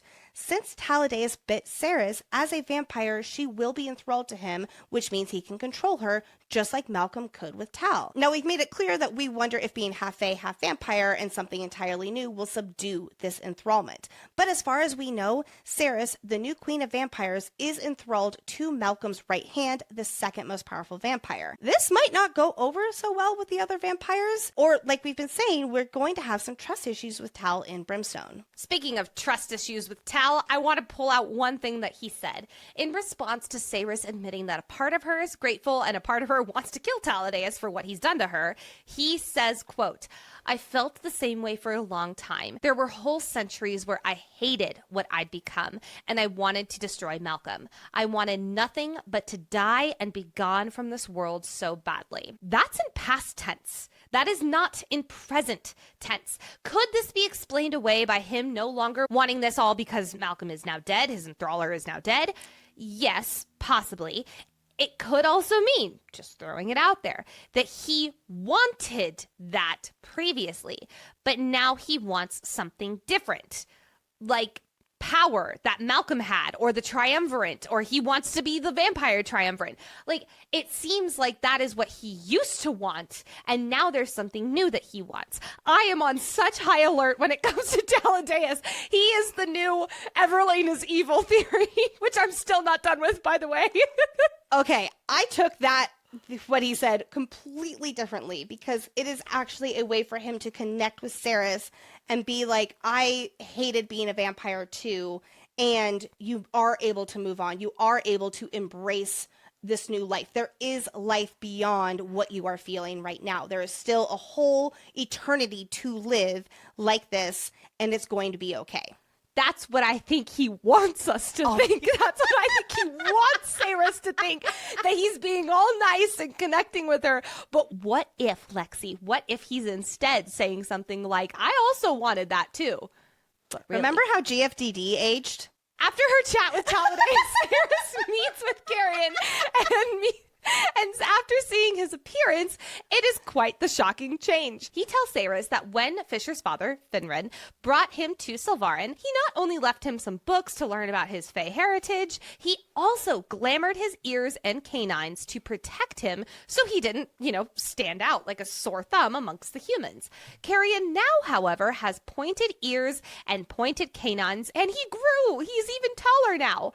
Okay, 2 questions here. One, how did he take the glamour away? Did he just will it? It's explained. No, when Malcolm bit him and drank from him, it literally broke the glamour. Yeah, that makes sense. He is not glamored anymore because of Malcolm's bite on him. Yeah.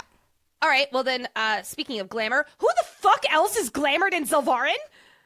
That cannot be a throwaway line. That Fae can glamour themselves? In Zelvarin. Okay.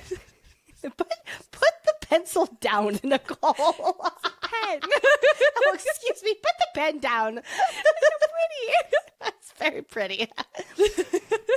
Now's as good a time as any to get into the very popular theory that Elroy is Fenrir and he is, you guessed it, glamoring himself.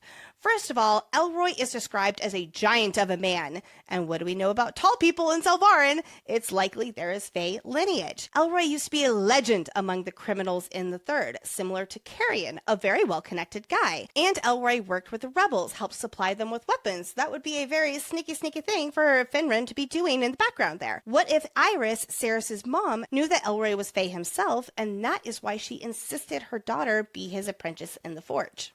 Well, what if Fenrir, if he is Elroy, what if Elroy then knew that Ceres was a alchemist and that's why he insisted on her being in the forge? Exactly. Well? Yes, that too. I also want to point out that the name Elroy is a French name meaning the king. Now, Fenrir is not the king. He is a lord of Kal, he was a lord of Kalish, but he is definitely very kingly in our story, the way he looms.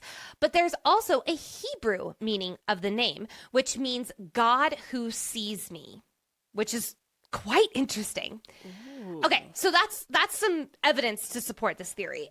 While I love this theory, there's a few reasons I'm not jumping on the bandwagon yet. Number one is that Elroy was in love with Iris, Ceres' mother. If Fenrir was in love with Iris, now that also could be an unreliable narrator moment, but let's take it as canon. If Fenrir was in love with Iris, I do feel like it diminishes Fisher's view of his own parents. I don't love that. I feel like that's a little bit of a crossover. Apparently, Ceres sleeping with her brother, Zodiathus, is fine, but that is too much for me. Number two. Would you really think that he would be her brother? Not brother, like a distant, long ago cousin or uncle or something or other. That's a little different than brother. Just had to clear that up before the commenters come at you. Okay, that's fair.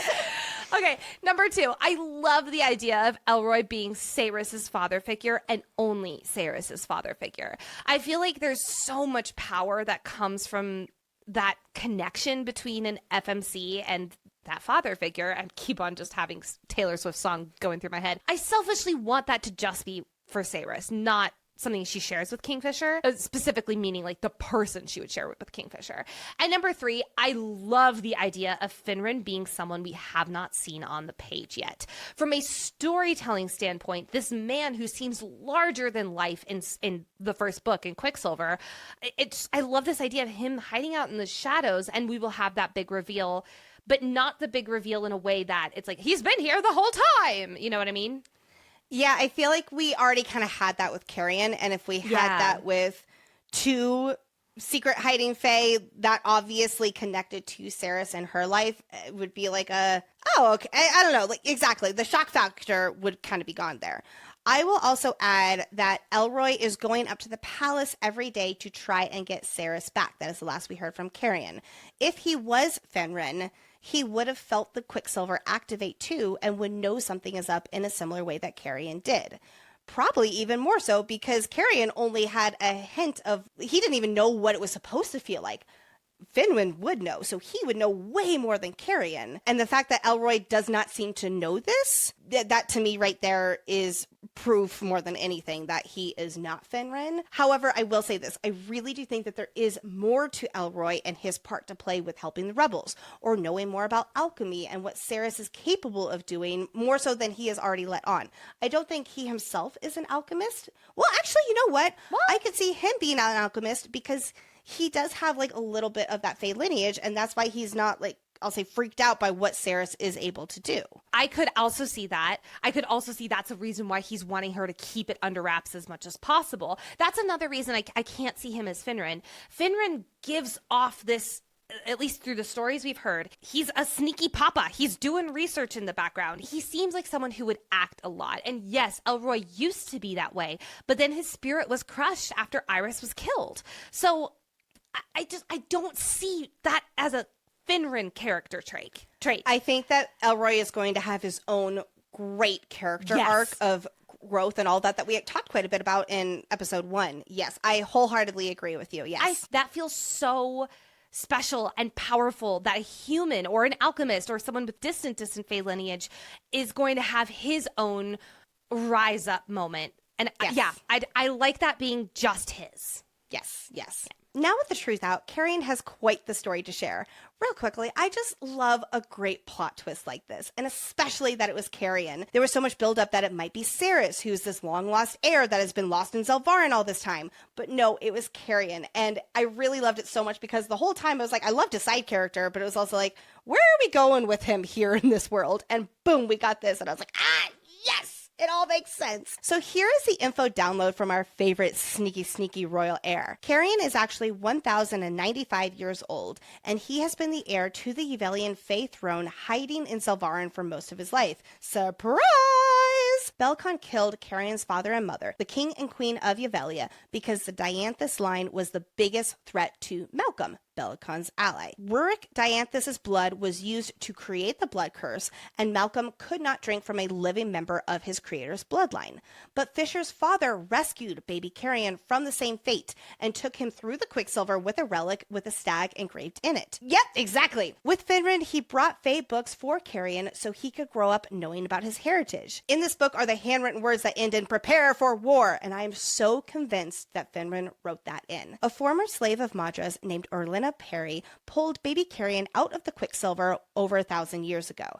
That night, she fled the palace and into the Third. It was there that she raised Carrion like a son. She ended up getting married to a man with the last name Swift and had a daughter. The books Finran brought over with him and Carrion were passed down the female Swift line. The Swift women would do their best to keep Carrion out of trouble and be there for him as the only other ones who know his truth. And so, that's his story. Carrion has been a Fey royal living in the Third of Zelvarin for the past 1,000 years. Or more like 1,095, because from that UK bonus chapter, Orlena describes him as only looking like he's a few days old when she gets him out of the Quicksilver. Carrion kept an eye out all this time, waiting for the Quicksilver to reactivate so he could return it to his home realm when the time was right. Carrion felt an energy shift in the air on the day Ceres awakened the Quicksilver, and again the second time when Kingfisher went through to find Hayden. Carrion just knew that it had to do with Ceres, so he went searching for her, and that is when he ran into Fisher, who then brought him back, thinking he was Hayden.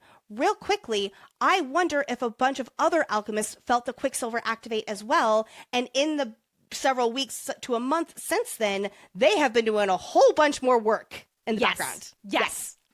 Ceres notes how interlinked this all is. Fisher's father sending baby Carrion away for his protection, and his son, Fisher, bringing the heir to the throne back to his homeland. Ceres reflects, quote, "It meant something."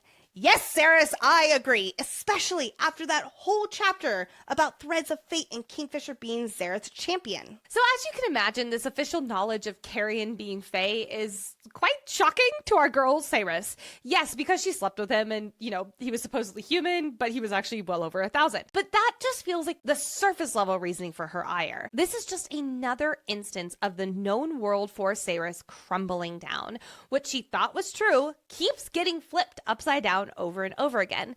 And I just have the feeling that that's just the start of what that's going to be for her, especially when it comes to Zelvarin. Yes, I agree. And I'm sticking to my belief that Carrion will ultimately kill Belcon. It's so fitting, it's almost cheesy. And while a lot of people have the right to take down Belcon, like Fisher, for instance, he slaughtered Carrion's parents and is the reason he's been hiding in Zelvarin for the past 1,000 years. That throne is Carrion's, and I want to see him take it back in spectacular fashion. I am also a little worried for Carrion's well-being now that his secret is out. Undoubtedly, Belcon will be on a mission to eliminate the last Dianthus. Also, can you just imagine Fisher and Renfus and co. having to kneel to King Carrion? This is going to be so much fun. Also, I bet that Danya will now be interested in him too. Yeah. Oh, if she becomes interested in him now that he's just Fae and a king or whatever, that just the rightful Danya, king, the rightful king or whatever. I love the idea of Fisher having to kneel for Carrion and Carrion being so fucking smug about it. He'd be like, "No, I will not." And Carrion's like, "But I'm your king." He's like, "I don't fucking care." Can't wait. Oh, and it's now the moment we've all been waiting for because Fisher walks into the room and our two lovebirds are finally reunited. But remember, the last time these two were both conscious and talking was when Fisher made quite the important decision for his mate, saying that she consented to Taladeus biting her, thus making her a vampire. Remember what Sarah said around his first idea, which was giving her part of his soul. She said that in this life and after it and in the next and all of the other ones, she would reject him and their bond if he took away her free will. Woof, my guy. Now, yes, she's referring to that free will being him giving her part of his soul and dying in the process, because that's what it would have happened. And she just doesn't want that to happen. And still, it makes a lot of sense that when Fisher comes into this room, he's quite worried about her attitude toward him. Did he take away her free will again? Is she going to reject him? So that's why he asks her, did he do the right thing? I love how he hangs his head and asks her that. This softy little Fisher. Oh, God, I love him. Yes, Saris refused to let him heal her with his soul, and he consented for her to survive this other way. While she knows this is huge and she's not herself anymore, she's the ward of a god and there's a lot else going on, Saris is happy to be alive. The world is brighter and sharper. She wants to be here and will not take it for granted. I also do think that, yes, this is a reflection of her new face senses with the world being brighter and sharper, but that is a real double meaning. She is looking at things in a new light. Saris said to Tal that part of her feels like she should thank him for saving her life, though the rest of her wants to kill him for what he's done. And I think in this instance, Saris cannot blame Fisher for his part to play. He did not sacrifice for himself, and she is alive and with him. And that is what matters in this moment. In this reunion, there is something else that is quite notable. There is way less Quicksilver in Fisher's eyes. Hooray! Note, it's not gone, but it is significantly less. It turns out that Telena found a way with Ishabal to both quiet the Quicksilver and tease it out of him. It won't be an overnight fix. It will take a long time and a lot of sessions, but eventually he will not be going mad. Yay, Fisher! Yay! And like I was saying earlier, I really do think that the reason Fisher can be free of this Quicksilver now is because he is not bound to Zareth in the same way that he had previously been. Absolutely. Technically, this good news means that the looming inevitability of Kingfisher's doom is gone. Yay! I know they have plenty of other problems to still sort out, but I'm guessing this is Callie's way of saying this issue is solved. I admit it feels, you're looking at me like it's a little too straightforward. That's way too straightforward for a world like this where there's multiple timelines possibly. But maybe as the series does open up to bigger and badder problems across the universe, we do have to solve some problems, and maybe this is one of those problems that is being solved. That's true. That's definitely true. I think that this is going to unlock... Well, first and foremost, we're going to be seeing Kingfisher clear-headed, which is going to be so exciting. I can't wait for that. I bet that's also a big reason why we're able to be more in his POV. It'll make more sense. Not saying that the bonus chapters don't make sense, because we are, of course, in his head in those. Yeah. But moving forward, we are going to get way more clarity in his own internal monologue.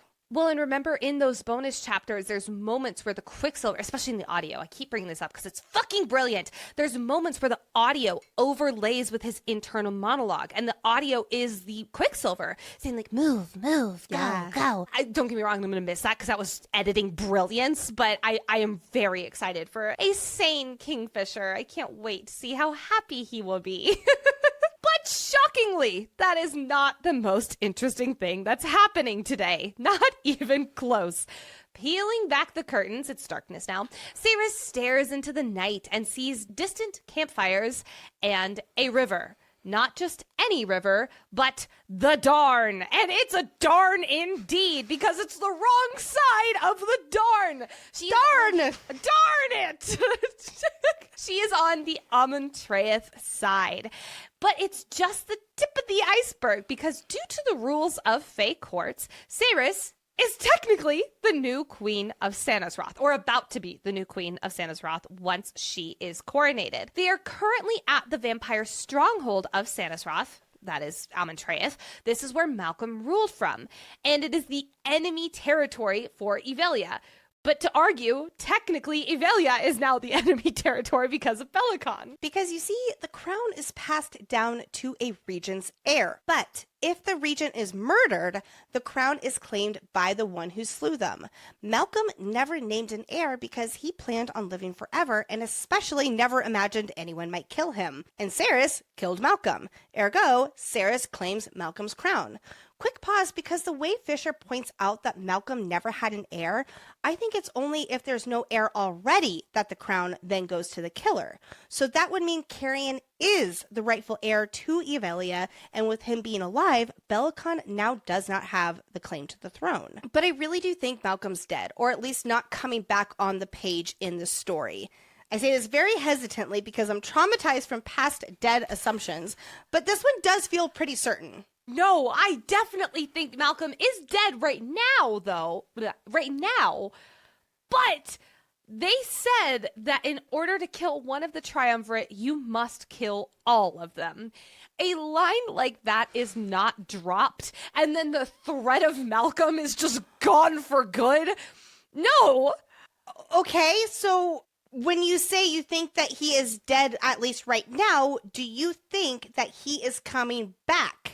I think that he is dead for now, but after some time, either he or his spirit or his part of the triumvirate will be respawned, which reiterates our bet, Lexi, because don't worry, we already have this bet, is Malcolm dead? You said yes, and I said no. It is the only bet that you said yes on. And to be clear, yes, I do think he is dead for all intents and purposes. But I have also said that the triumvirate, I don't think that we were saying it's not necessarily his soul, but maybe like some spirit or some tether is still part of that triumvirate. But I do think for all of our intents and purposes, he is dead. There might be some other repercussions for the triumvirate, but I do think that for our intents, I don't think that he is coming back. I could see some version of him coming back. In 2 days, Cerys will be coronated and officially become the new queen of Sanisroth. So we can gather that Brimstone's early chapters will be this coronation, and we can't wait! Bring on the vampire politics! I'm so curious to learn more about Malcolm's court and the new characters that will be introduced and the new conflicts to arise, because I don't think they're going to welcome Cerys with open arms whatsoever. No. Plus, again, there's that tether she has to Taladeus that'll either go over very poorly with the other vampires, or they will try to take advantage of her through him. Ooh. And then his loyalty will really be tested, whether it is to Cerys and Fisher or to the other vampires of his court. Let's tap into our inner oracle and turn our full attention, as if we haven't already been speculating this entire episode, for more predictions and speculations for Book 2, Brimstone, that comes out next week. A lightning storm rages in Bal's eyes during their discussion over which goddess does Cerys favor more, and Cerys can feel the electricity in the air. First of all, that's a great callback to how these two twin goddesses are rumored to form because of a lightning strike splitting them up and making them two. But I also can't help but remember the lone rainy day in Zelvarin that Cerys told us about. These two are the goddesses of the sky, after all. So I'm calling it. They caused the rainstorm all those years ago in Zelvarin, and there is a reason behind it. I have an overarching question about Zareth. Do you think we're going to see Zareth again and have a conversation with him? I agree. Do you think we're going to meet the other gods? Absolutely. I agree. Okay, cool. Just had to get those out of the way. Made sure we had something to agree on this episode. When Cerys first wakes up, she reaches out for Kingfisher, and he's concentrating super hard on something. What is he concentrating on? Is he researching what his mate is? Because they don't really know, half vampire, half fae. Is he researching vampire politics, considering he's probably going to be there for a minute? What is he look like? This is one of the things I love about this book. Even when a character is not on the page necessarily, they're doing something. And oftentimes we don't know what it is, and I love it. This reminds me of once when we were talking to an author, and she was saying that something that film really does look for when they are adapting these books is what other other stories can they tell that we don't get on the page? And so this is something that Callie captures beautifully with how there is so much else going on with characters who are not on the page in the moment. And it does really lead into the plot. And so I am so excited to see this come to life eventually, whatever that might be. I cannot wait for this movie. This was made for visuals, because you can see everything so vividly. Oh, I can't wait. We learned from Lorith that Everlane should be waking up any day now. Do we know what condition she's gonna wake up in? Evil Everlane might be taken to a whole new level. I do wonder if Everlane and Ceres will form a stronger bond because of their experiences, and how it'll be very interesting that Everlane is no longer a vampire. But what if she does have like an extra little bit of thirst, or like that one little lingering thing that stays back? I mean, I can think of someone she can use that thirst Renfis on. would be sure happy about that. Renfis would be like, bite me! Oh, man. Next, Fisher promises Carrion that he will tell Carrion about his parents at some point. I want to be part of that conversation so badly. I really hope we get that early in Brimstone. I foresee the two of them having so many of those conversations. You know what? All I can think of is Jack Sparrow telling Will Turner about his father, Bootstrap Bill. And Will Turner's like, my father was not a pirate. And he's like, yeah, he was. I have not watched that movie clearly in a second. Oh, yes, but that's all I can think of. And I think that we are going to get our own version of that in Brimstone. I have one last bit before we get into some major players, and that is, it's more of a question, because this is the first book that we've deep dove in that has chapter titles. And I feel like it's been so much extra fun because we get to see how those chapter titles are picked, basically. Most of them are fairly straightforward. They have a theme in the chapter or a person, or they're a word or phrase in that chapter that I feel like Callie wants us to pay extra attention to. And this last one, Choose Wisely, is extra interesting because I think it's something we haven't seen yet. The big decision of choosing to die or come back as Fae/vampire was made the previous chapter. Which, real quickly, was called Access because it represents what Ceres and Kingfisher have done. Exactly. But this chapter, this Choose Wisely implies there has to be a decision, or that a decision is presented to her.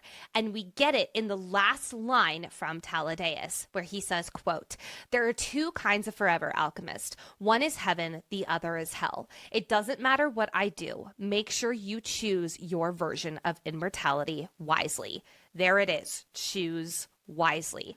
So the way I take this is that Callie really this is the last chapter in a book. It could have been named Santa's Wrath. It could have been named The New Queen. But she decided to choose wisely. She wants us to pay extra attention to that line from Taladeus of all people. I feel like that, which one are you going to choose, heaven or hell? What is your version of immortality? That's going to be the theme of next book. I love that so much. That is way better than what I was going to say about this quote. I will also add that the previous chapter, when she was talking to Zareth, and she's like, how am I supposed to make these kind of decisions? And he's like, just live your life.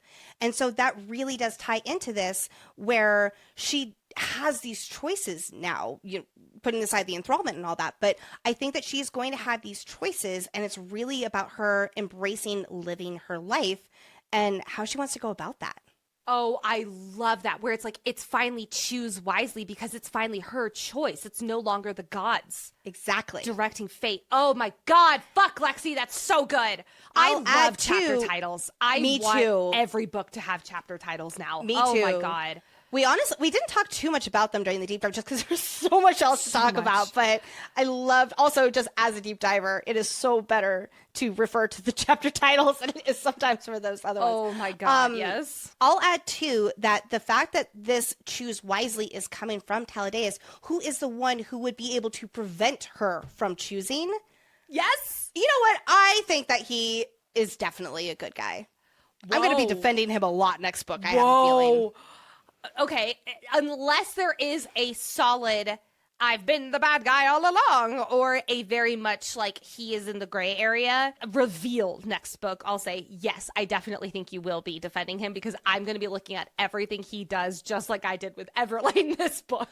Well, and I will say, too, it does seem like by him saying that it's almost like he has chosen hell. And it's like, okay, now you have this choice. But the fact that he is telling her that she has a choice is in and of itself way different as a sire than, let's say, Malcolm was. He was like, you do not have a choice. That's very true. You make good points there, Lexi.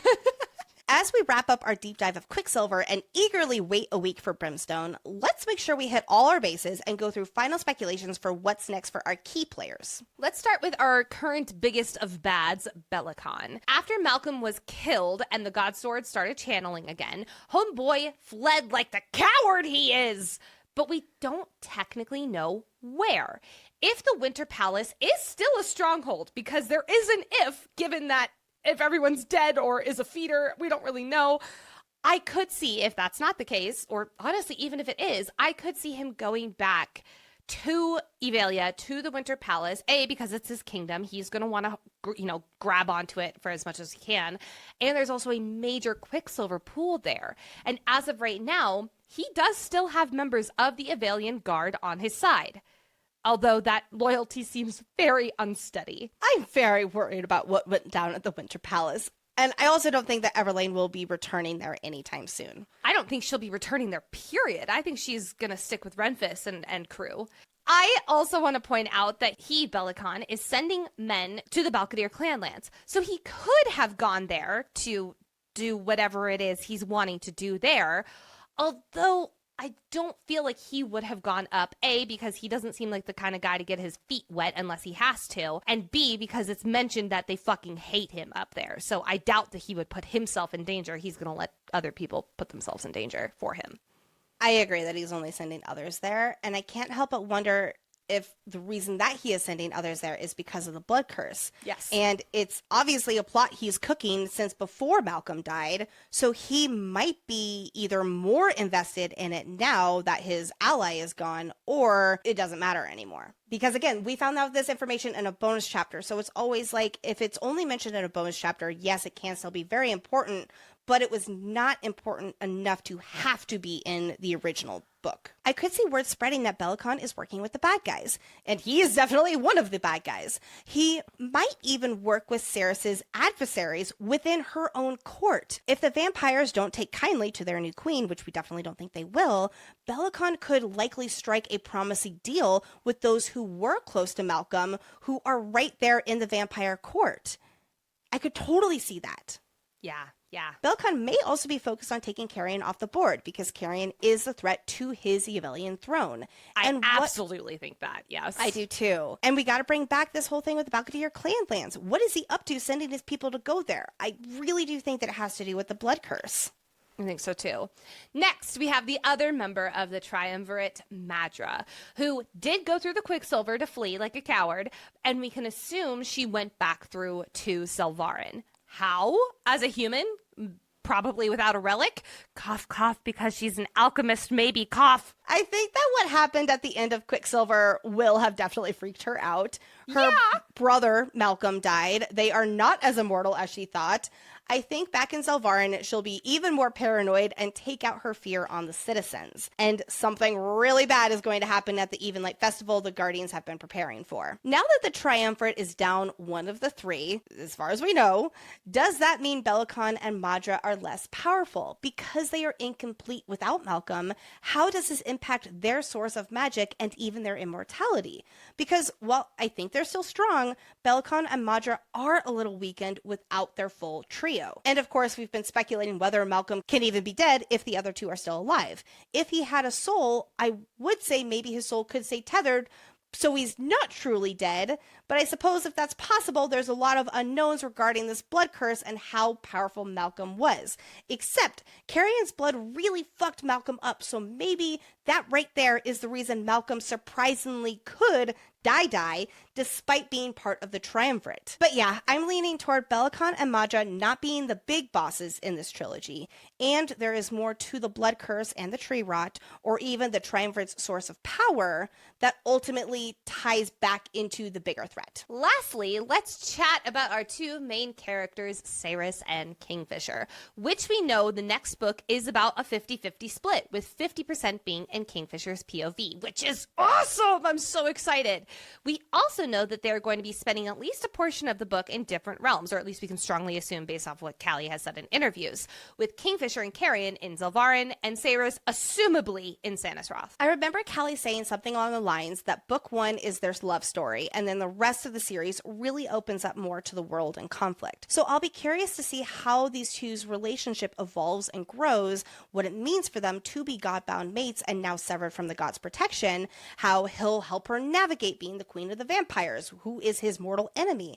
I hope we still get lots of banter moving forward between Cerys and Kingfisher, but maybe instead we'll get Kingfisher and Carrion banter, which honestly I am so here for. Totally different kind of banter, but I love it. I could really see Kingfisher getting higher on the top tier book boyfriend list now that he's not being such an asshole to Cerys.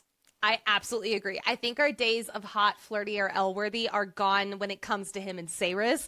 I think we might need to adjust the game slightly for, like, bro... No L's are going to be given in any of those exchanges. I will tell you that right now. That's so true. Oh my God. I might need to have a rule that Kingfisher and Carrion, they cannot give each other L's because they'll just can't.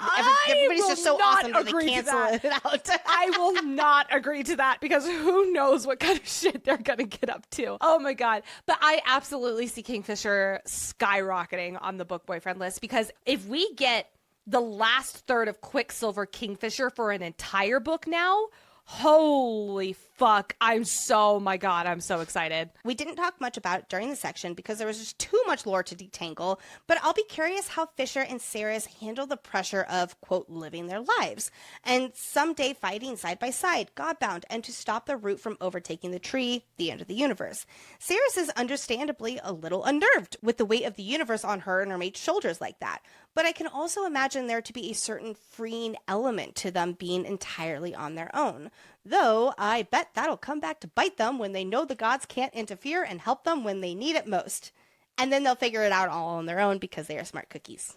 Well, you know what, Lexi? While we're on the subject of Cerys and Fisher, there's one bet that we have not made yet, and it would not be a new book bet on the Fantasy Fangirls podcast if we did not have it, the sex bet. I am going to guess, and I cannot believe this was under duress. I have said it though. I have committed. I am ashamed. I am going to bet so that there are 2 or less sex scenes next book.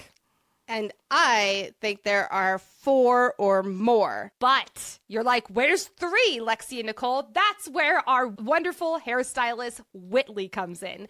If there are 3 exactly, Whitley wins the bet.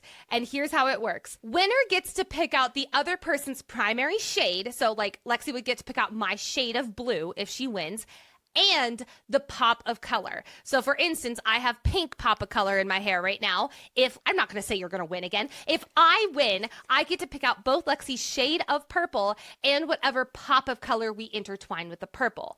But if Whitley wins, she gets to cover the mirrors and surprise us both. Honestly, I love it when Whitley wins. We always turn out with our favorite hair. Here is officially how we define a count towards a sex scene.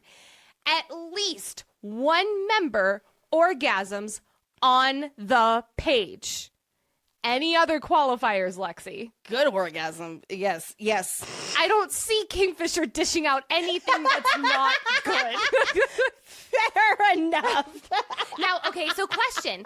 If Carrion sleeps with someone else, and it's not Kingfisher and Cerys, but it's Carrion, does that count? No, this is okay, so it's only for our 2 main people. Okay, yes. Sounds great. And it is an on the page sex scene where there is an orgasm. Correct. But it does not have to be, for example, full-on penetration of one person to another. It can be a digit penetration, for example, or Like, let's say As long as there is a good orgasm out of it. As long as there's a good orgasm, I will take it. All right, it is time to enter Busarius' library. Don't forget your crackers, where each episode Lexi guides us through a world-building topic to help us deepen our understanding of this world and its magic. Good fucking luck today, Lexi. Today's Busarius' library topic is the gods and the universe tree and fates, because we need an all-in-one explainer after chapter 44. Let's start with a rundown of the gods themselves. The gods as a collective are known as the Corcoran, but their names and temples have been forgotten in Zelvarin, thanks to Madra, but in Yvalia, the gods are revered. The gods left Yvalia a long time ago, and since their departure, certain elements of Fey magic died or waned over time. We only know this about the gods leaving Yvalia, but not the other realms, so I'm assuming they also left the other realms too, but we just don't know that. It is hoped that the gods will return someday.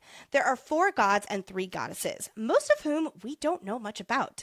There is Styx, who is the god of shadows, Kirin, the god of secrets, Nichenai, the goddess of masks, Maleus, the god of dawn and new beginnings, and then of course we have Balmuthan, who are twin sisters, the goddesses of the sky. Legends say that they were once one god, but when a storm came and Balmuthan refused to take shelter, the powerful spirit within the storm became furious that Balmuthan didn't cower before him. He lashed her with forks of lightning, but she did not die. Instead, she cracked and split into 2, becoming Bal and Mithin. Bal, the goddess of the sun and goddess of day, and Mithin, the goddess of the moon and night. They are also known as Balia and Min, the twin sons of Zelvarin, and whose likeness is startlingly similar to faces carved into the walls in the Hall of Mirrors in Madra's palace. I wonder if there is a reason Zelvarin only has the twin sons where the goddesses are both sons instead of a sun and moon. Like, what happened with Zelvarin to make them both sons, and Madra kind of had to keep the names of these sons, but then just kind of strip them of the goddess association with it. They are described as looking about 18 or 19 in age, though they are probably older than this universe. They are completely identical, with waist-length black hair, royal blue eyes with silver threads in them, and they're dressed in loose, dark gray dresses with bare feet.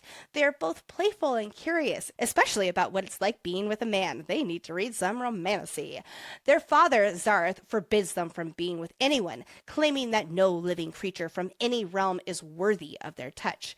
According to them, they have been waiting an eon for their father to gift them a playmate, but no other of their kind has braved the journey to visit their Corcoran. And reminder that eon is a unit of geological time equal to 1 billion years. Lastly, we have Zareth, the god of chaos and change. In Yvalia, his statue is always turned away, so his back is out and his face is hidden. In the Winter Palace, he is also tucked further into his alcove than the other gods. This means his face is to the wall. While the Fae respect him, they would all rather he pays attention to others rather than themselves, and that is why his face is turning to the wall. There are very few people who enjoy his attention being focused on them, and when they walk past the statue, they touch his foot to guide him away from them. Zareth is described as wearing a dark gray robe with long brown hair tied back into war braids. He has cool blue eyes and looks to be middle-aged and about the height of Fisher. So while he doesn't look god-like, immense power emanates from him, and it's very obvious he is indeed a god. While Fae pray to each member of the Corcoran that they'll someday return to Yvalia in secret, a lot of them pray that Zareth gets lost on his journey back home. The realm of the gods is accessed through the Quicksilver, but I'm guessing only the gods can call upon someone to come there. The portal doesn't work like it does with the other realms in the universe. This is a place separate from the realms, from the universe. Time and space exist differently here outside of those realms. From what we've seen of the gods Corcoran, there is a vast grassy field at the foot of a rolling hill. Atop the hill is a single massive oak tree with silver leaves. The tree has streams of quicksilver running down its bark like sap and trickling into the quicksilver moat. At its base, the tree's roots are surrounded and growing into an 8-foot wide moat of pure liquid quicksilver. One of the branches is covered in a black rot, shriveled and has fewer leaves than the rest, and a large chunk of the tree and roots are dying. The root is slowly growing and infecting the rest of the tree, oh no, leading to leaves needing to be pruned in order to prevent the rot from spreading. The tree and the surrounding quicksilver moat represent the universe. The roots of the tree are the anchors of fate, and each silver leaf marks a single realm of Zareth and his family's Callie's domain with billions of beings per realm. Zarth and his family are the stewards of this domain, or as Zarth puts it, our domain, watering the roots of fate and training the branches and pruning the leaves to prevent the rot and decay from spreading. However, the rot is spreading through the god's domain, and these realms that are being infected with this rot have to be destroyed to protect the rest of the tree and further prevent the rot from spreading. These pruned realms get added to the moat of Quicksilver, and it's very sad for the people who lived in those realms. We do know that these gods are also able to replant the tree if/when it dies, starting a whole new universe. Then there are the fates, which bless true mates with marks, and the threads of fate determine path and futures of those woven into the tapestry. Not every path on the tapestry is good or bad. Some are shrouded in uncertainty, hidden so well that not even the gods can see the outcome. It's my understanding the fates are not people or their own versions of gods, but rather the fates of the universe, the deciding threads that weave what happens in this universe across different timelines in the future and such. The gods can consult the fates and sway them as well, or at least try to.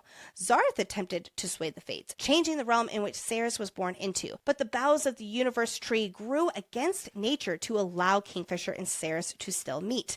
There is a counterweight to everything: light and darkness, life and death, joy and sorrow, good and evil. This law applies no matter the realm, meaning no matter how hard someone tries to change fate, it cannot be done without major intervention. Someone's life thread can be severed from the tapestry of the universe, and once that happens, none of the gods can interfere with timelines or events that will affect this person. The only way for this to be done is by transforming the person into something that has never been seen before. To quote Zarth, the universe cannot focus on that which it does not recognize.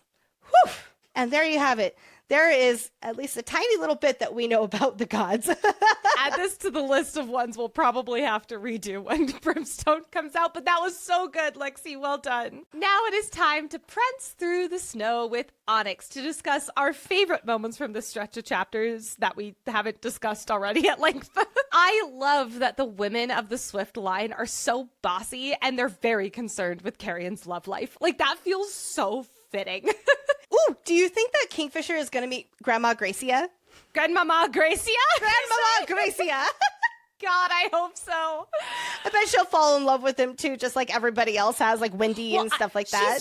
She's very mathematical, so I don't know. Like, that's what Ceres was saying. So maybe she's gonna, like, kind of hand him a new asshole. I love this.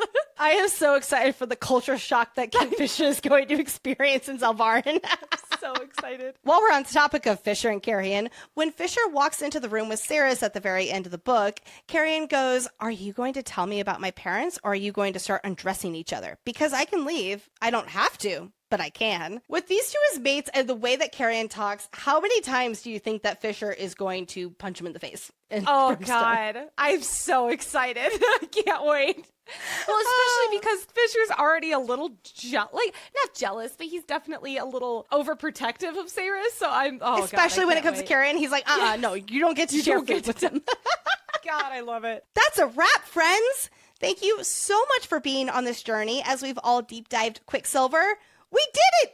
Yay! Huzzah for us! Next Monday is an extra special episode as we interview Callie Hart before Brimstone releases that evening. Then we are taking the week of November 24th off for the holiday season, so no new episode. Lexi and I are so excited because this is like one of the first holiday seasons we're actually taking breaks. And then we will be jumping right into Brimstone episode 1 on December 1st. We would love to give the biggest warm welcome to our newest Feral fans. Thank you so much for being here. You are amazing.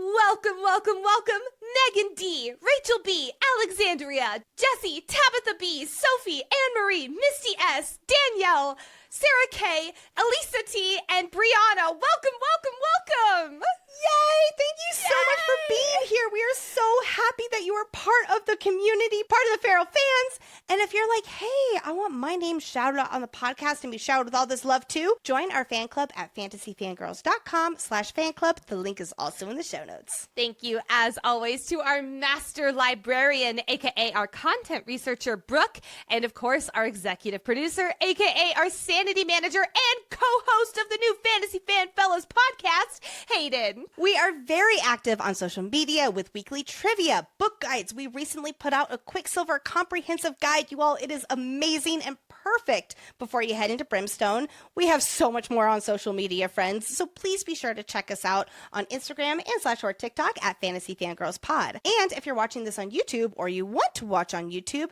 pretty please hit that subscribe button to keep following along. And while we're talking about all of this, same goes for Fantasy Fanfellas, to give them a follow at Fantasy Fanfellas. Get all the latest on the new show where Hayden and Steven deep dive into Mistborn. While you're pressing buttons, don't forget to hit that 5-star button on whatever podcast platform you are listening on. And also, if you're feeling extra generous, write a little love note in that review section. It is not only one of the best things you can do for this podcast, but for any podcast you listen to. Spread the love, people. And last, but certainly not least, share this episode with your fellow Quicksilver friends. If you finished the chapter access and you texted the group chat being like, what the fuck did I just read? And they all said, I don't fucking know, but we're all in this together.